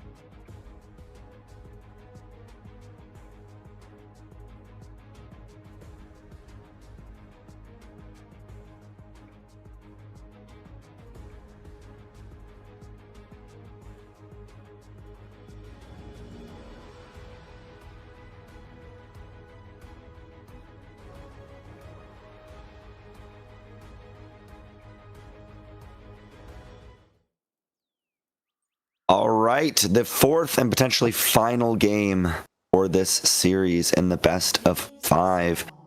Very interesting team compositions as we get further into Fearless. And what are you expecting on this one, Ozzy? Well, per usual, the quietest early game to ever grace the AML. Already wards coming through will be cleared out by Vertigo. But of course, because the ward is so late, they know Vertigo is starting top no matter what. Will be Raptor start here for the Rek'Sai, thanks to the Q start. Now, it doesn't really do it as fast as like some of the other AoE junglers would. But we will see junglers pathing similar ways this game. So keep that in mind as we move forward. Q will miss. Also, first strike coming out from Griffin in the mid lane. I think if things were to get spicy, Kog'Maw Lulu versus Jinx Milio probably won't be the area that it gets spicy in. We could be looking at maybe like a mid lane play with like Nenaviri hitting level 6, even top lane King Koney with that ignite again. Could be pretty instrumental. It's going to be the old like Blabber Maokai clear, if you recall. Starting on Raptors, moving your way to blue and Gromp, and then clearing your way back up towards top lane. Pretty interesting. Will avoid this early ward from King Koney. Doing so. Does lose you out a little bit of tempo though, in terms of like clear speed. So we'll see if that actually makes a difference here. It's great trade from King Koney. Of course, Malphite, I was just talking about Maokai, but Malphite, not the strongest early game champion. Oh my god, King Koney is just eating these trades, by the way. Oh, -1. Fortunately there, for Holy Carrot. Now the momentum kind of shifts there in the top side. Yeah, as we get final boss Koney still love their ignites, as King Koney has ignite there in the top side, looking to get a lot of pressure, which I think is kind of what you need since you are picking things like the Fiora and like the Kindred, like the Nefiri even. You really want to be able to push your advantage and get kills, because you don't really have a front line once you start getting to those fights. And if one person dies to Jinx, could be disaster. Yeah, I also think, specifically, again, pointing out runes here, verticality will be going to Dusk and Dawn. Decent trades, actually nice kickball, or, into the traps there. Bondi, but look, already gonna be Kindred on this bot side looking for an invade. Actually, the pathing from Vertigo this game actually works out in his favor. He's gonna be level 4 later, doesn't really matter though. As you could actually see there, Venom looking to actually invade the bot side, but no bot side camps are respawning, so pathing choice works out from Vertigo this go around. I think Kindred got a stack if we could check her out. I think she did get the bot lane Scuttlecrab stack. Unsure if that happened, but yeah, she did not. So okay, no stacks here for Kindred. Tough, but that's okay.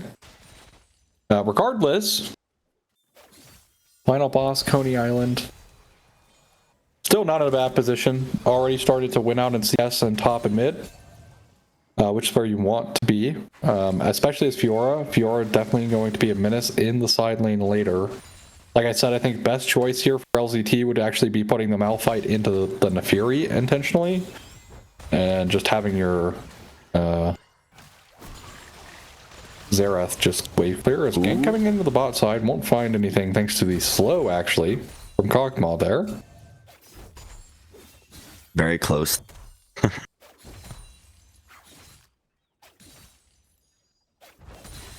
I do wonder if in this top side, when the momentum actually starts shifting here, if this is a matchup I'm not actually all that confident in like knowing how it works, because very rare, right? So I wonder like when Malphite actually can start winning, or if he even starts winning at all. We'll see, because it is Grass Malphite. Another gank coming through. Here comes the again. Oh, the flash! Verticality flash follow onto the Kog'Maw, but will actually not go down. Vertigo does make the enemy use the flash and the barrier there to survive, but it will cost the Rek'Sai the flash of their own. Yeah, I mean, Bondi trying to flash trap there as well. I feel like maybe Bondi could have flash trapped earlier to try and pair it off with the knockup, but may be out of range. But it is no summoners now on the Kog'Maw. Drake spawned in, will be the Infernal Drake #1. We're still in the running here.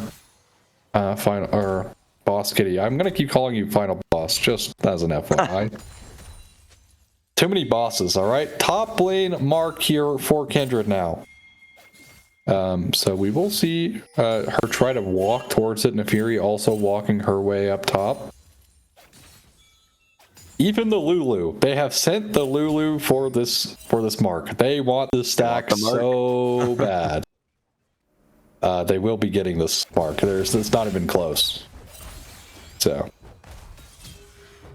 wow. Yeah, I mean, giving over 1 stack to the Kindred isn't the end of the world, but obviously not ideal for LZT here. But I think playing slow is kind of the right move. I think if they get Jinx items, if they make sure Xerath can stay safe in the lane, wait for Malphite to be able to kind of match that Nefiri in the side lane, that it could really work out for them soon. So I won't say it, but you know what I'm thinking.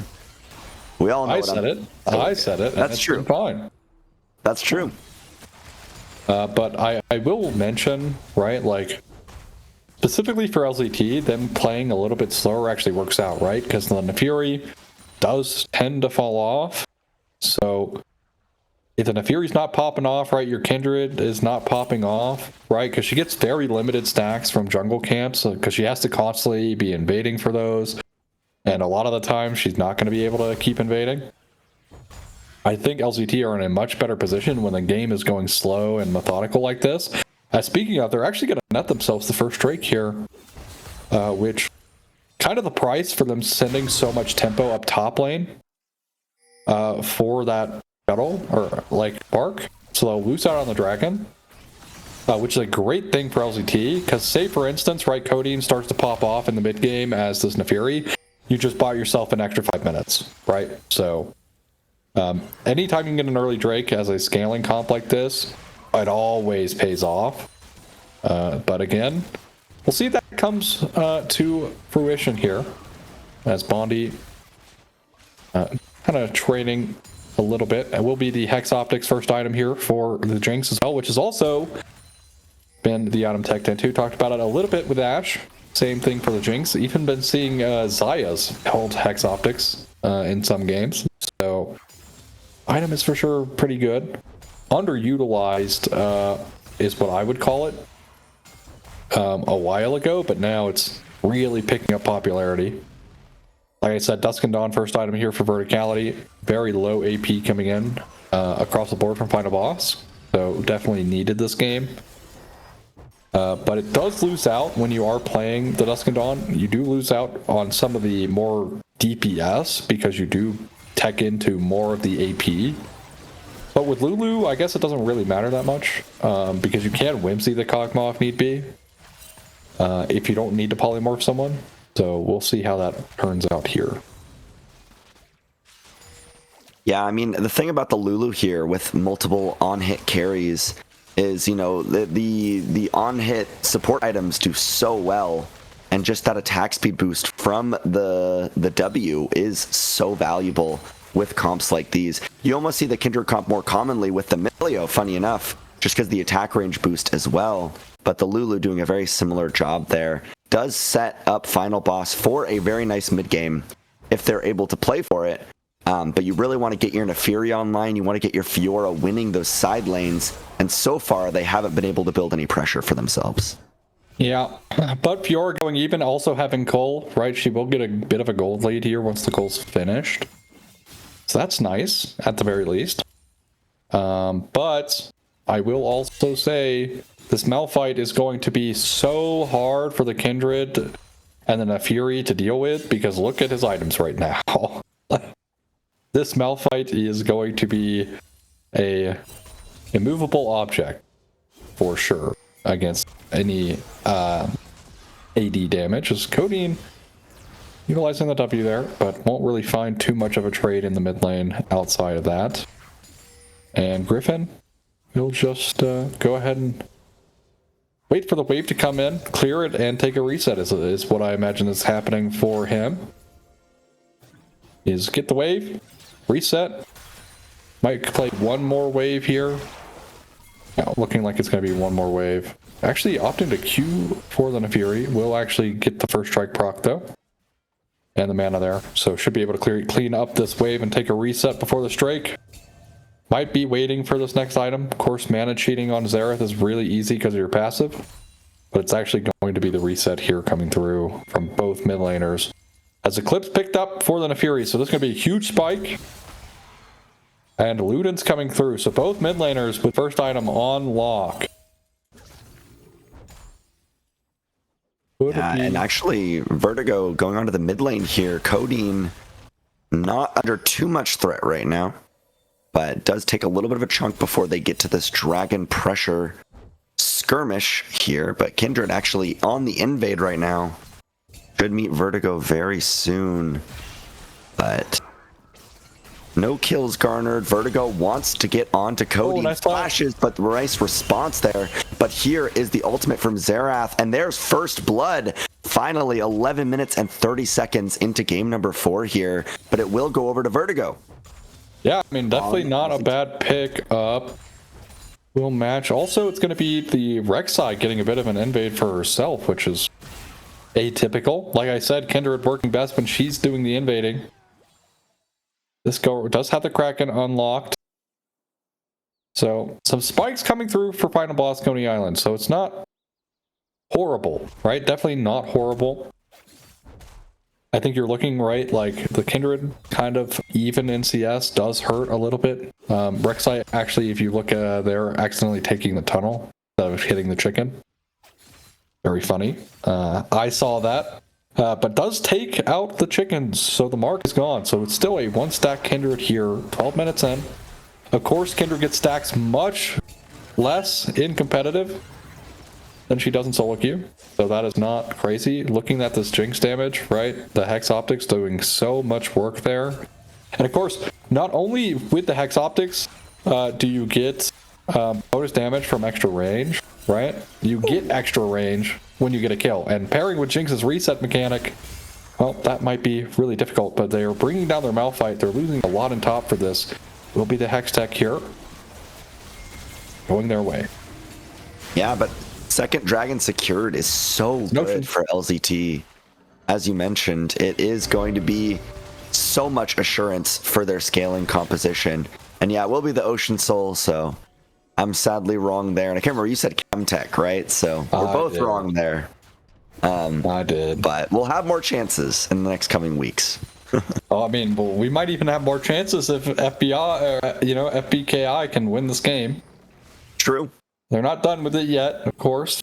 Dusk and Dawn completed here for the Kog'Maw, so mid-game spike pretty great. Teleport shield finally falling off there onto Holy Carrot.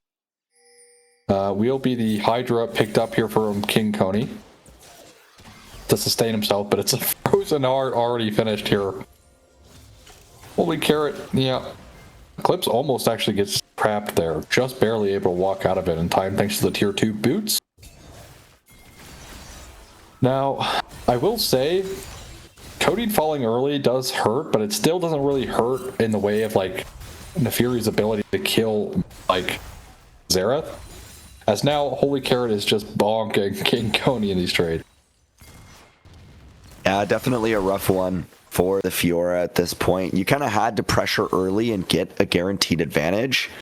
But I mean, once you get some items, you can cut through all that armor with the true damage. But at this point in the game, it's definitely more on the Fiora to outskill the Malphite. He can kind of click W and just right-click you. Yeah, because like the thing is, right, like Fiora's strength a lot of the times comes down to her parrying mechanic.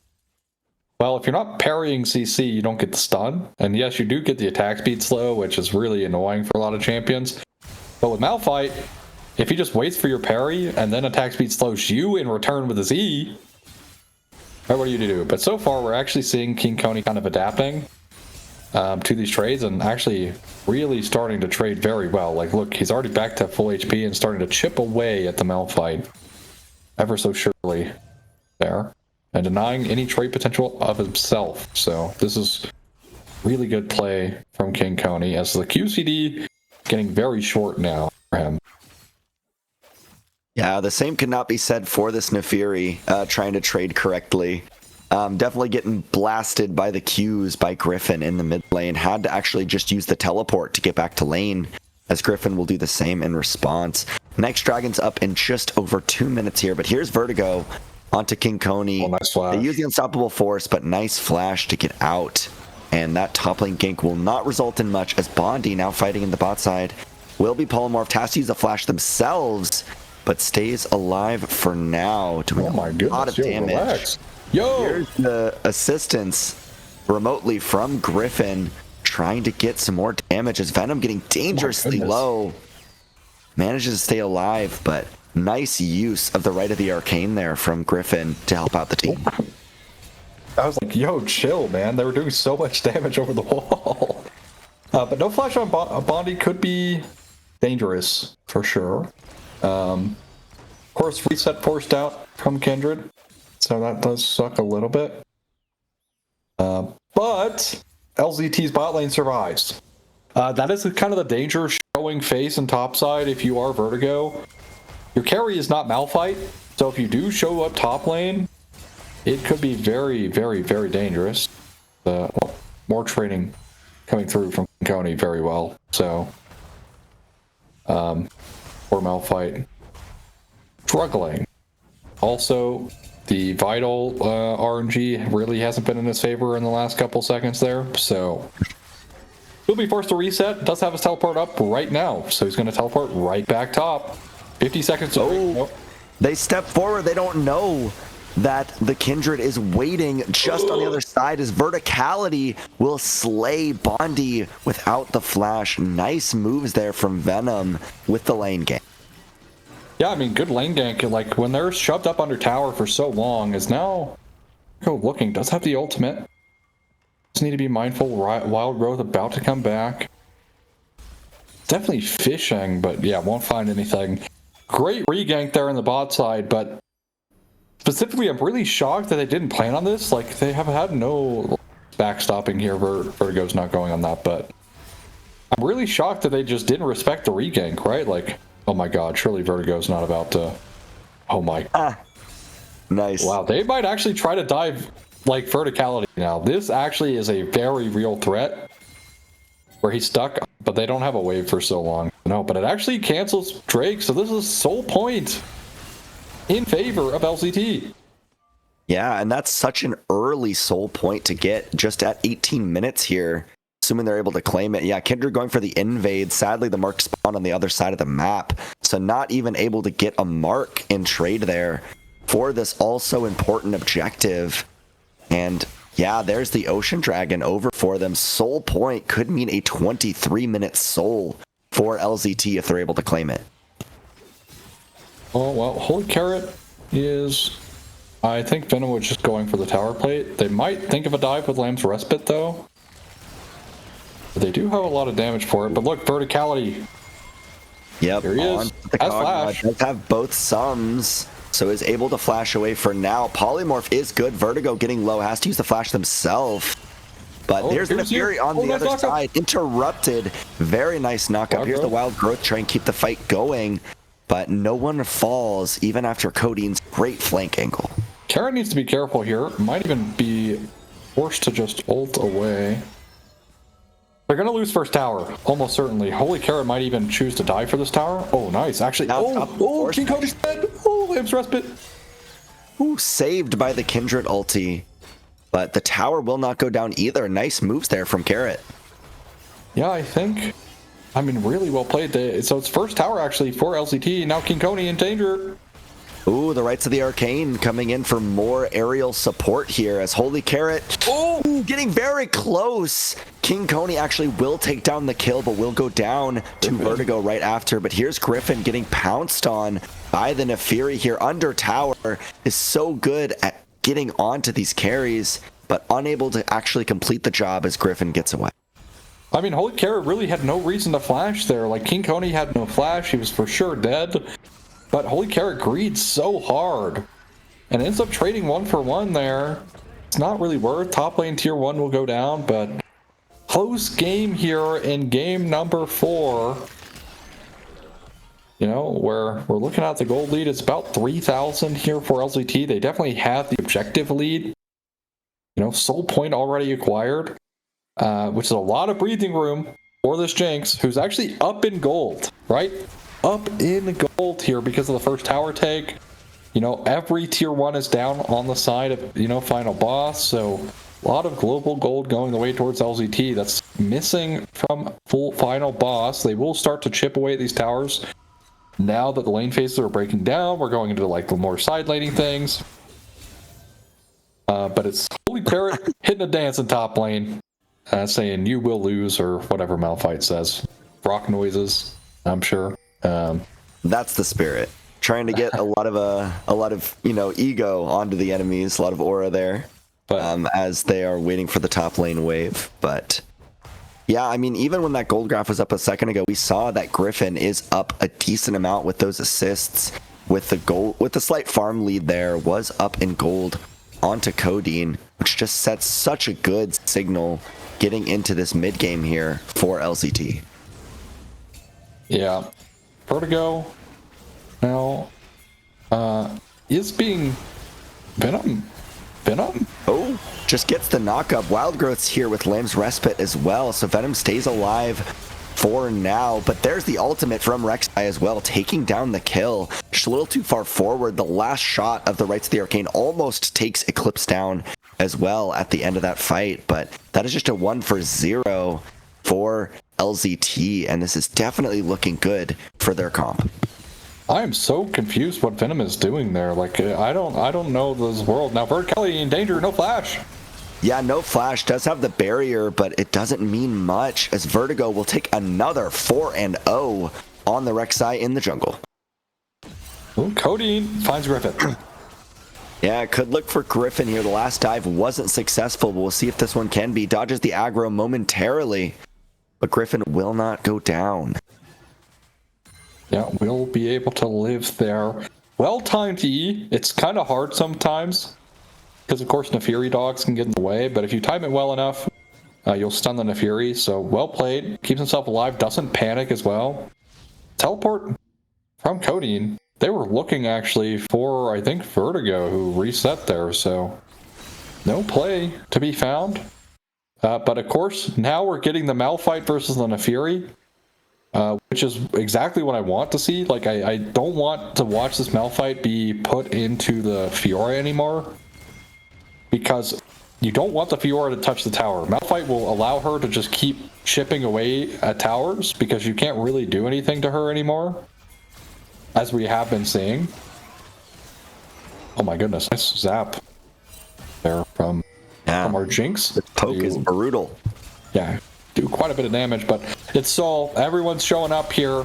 Fiora does have a decent angle, though, from bot lane here on a flank, but if she gets caught out, that could be the worry. Codeine already down to about half HP. Poke is brutal. Sol being looked at. Venom does have Lamb's Respite, though, to kind of cheese this out. Can they get the steal? They're definitely going to look for it as Kicker goes over the wall, gets knocked up, but they take the dragon. Venom now stuck here in the dragon pit, actually gets out, but now here's the Rite of the Arcane trying to snipe the Kindred. But yeah, Fiora getting some good pressure there, but now could be collapsed on. Has to be very careful here in the Doesn't even get the tower. Oh no. Yeah, and now too much damage has been done.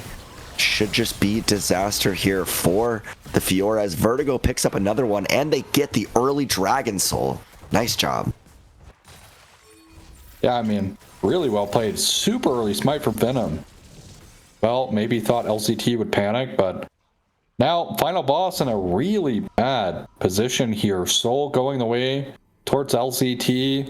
You know, Fiora wasn't even able to pick up that bot lane tier 2. Now Koney to cheese out another kill in one of these bushes. Well, Eclipse finds a Lulu, but we'll run into Codeine very quickly and we'll walk away. Knows not to overengage, but look at the teleport coming through in the wraparound. Flash. Yeah, Bondi is here. If you get a reset, it is very good for LZT as they're pushing them off for now. They could use this pressure to try and start Baron, even if they don't get a kill here. Yeah, they would force King Koney's teleport to come through, almost certainly. as he's actually going to go towards bot lane, pushing. Now, once they see Fiora on bot lane, they might just opt into the Baron once they get mid priority here. And they're going to start it at the very least. Rek'Sai is on it. And yeah, they are starting it. Our final boss. Bondi will shred it down. Griffin trying to keep mid lane prio here before the fight. And Carrot doing a great job just trying to zone and keep space on the objective. Can't see how close Baron is to dying here, but I imagine it's getting pretty low. And if they get Baron here, there's no response. Very, very big advantage for LZT, and they can definitely use that to pressure their advantage in the mid game. They finally lose their bot tier 2, right? So actually, right at the Arcane coming through, not really doing anything other than forcing Lulu to play Dance Dance Revolution.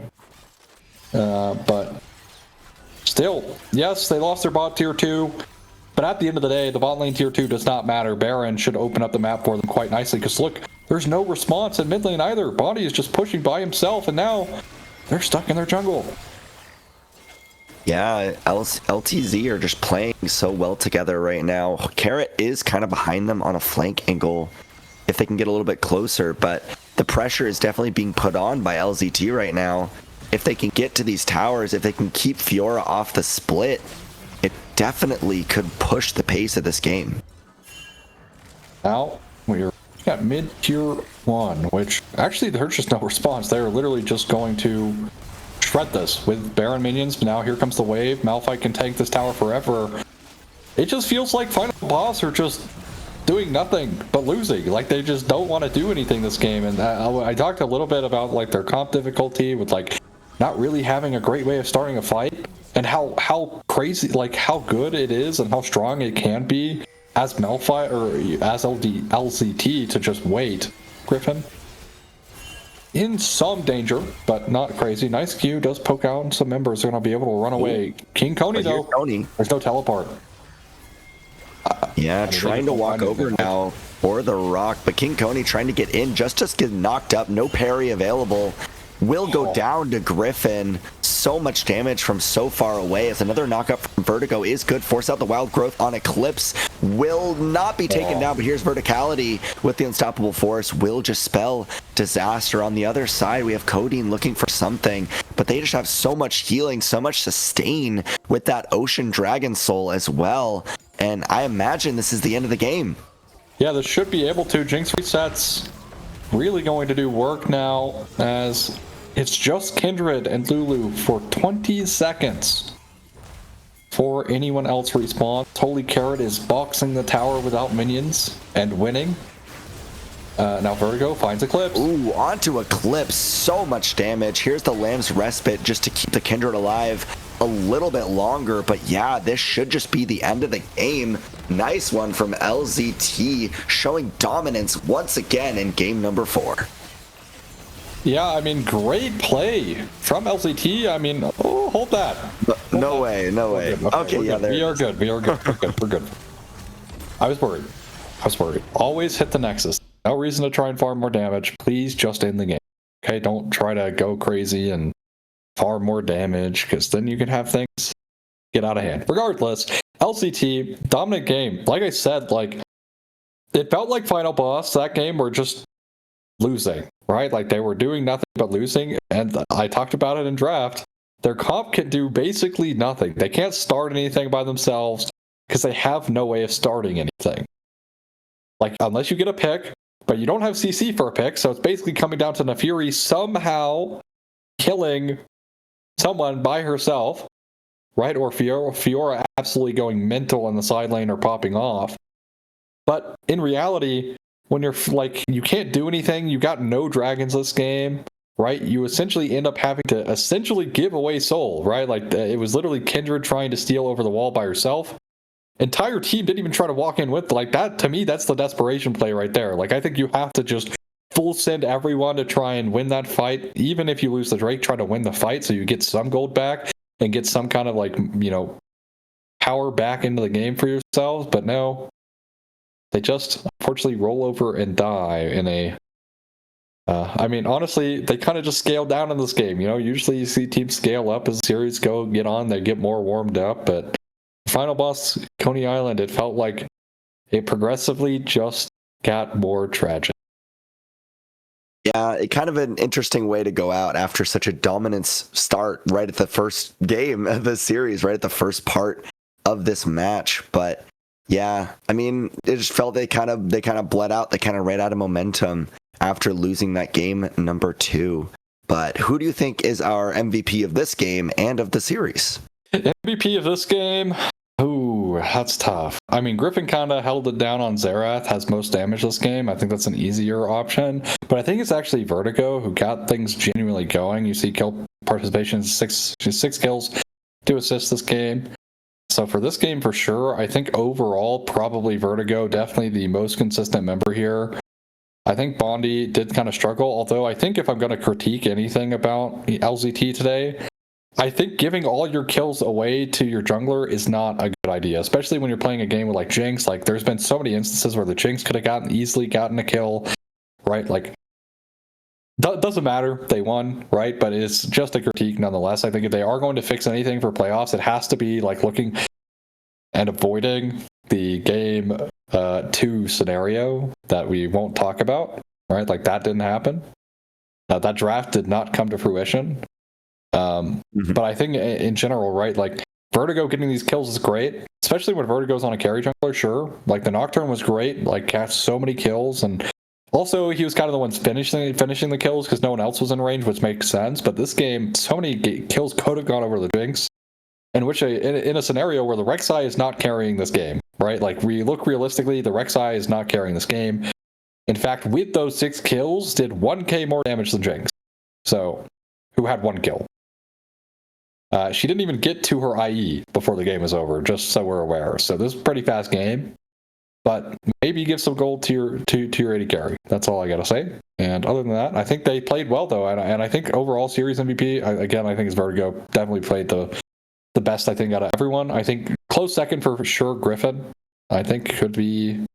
I think Griffin also. I mean, even in the game 1 comeback was definitely holding it down for sure. Yeah, I definitely have to agree. I think it's Vertigo. Made a lot of plays, obviously clutched up in that one Mbessa game as well.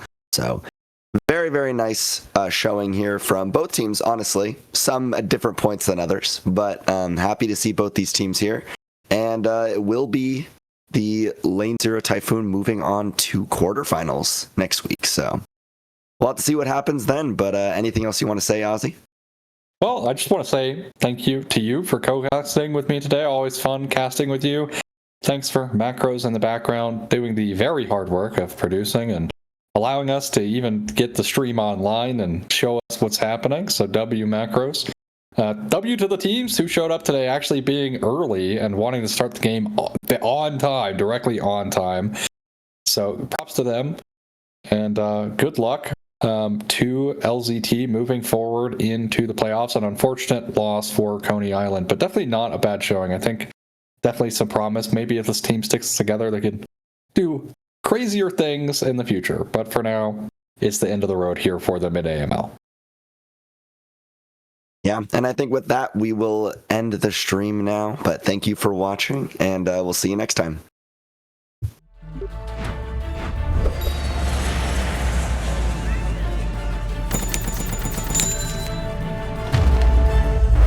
Bro, just use Zen Market.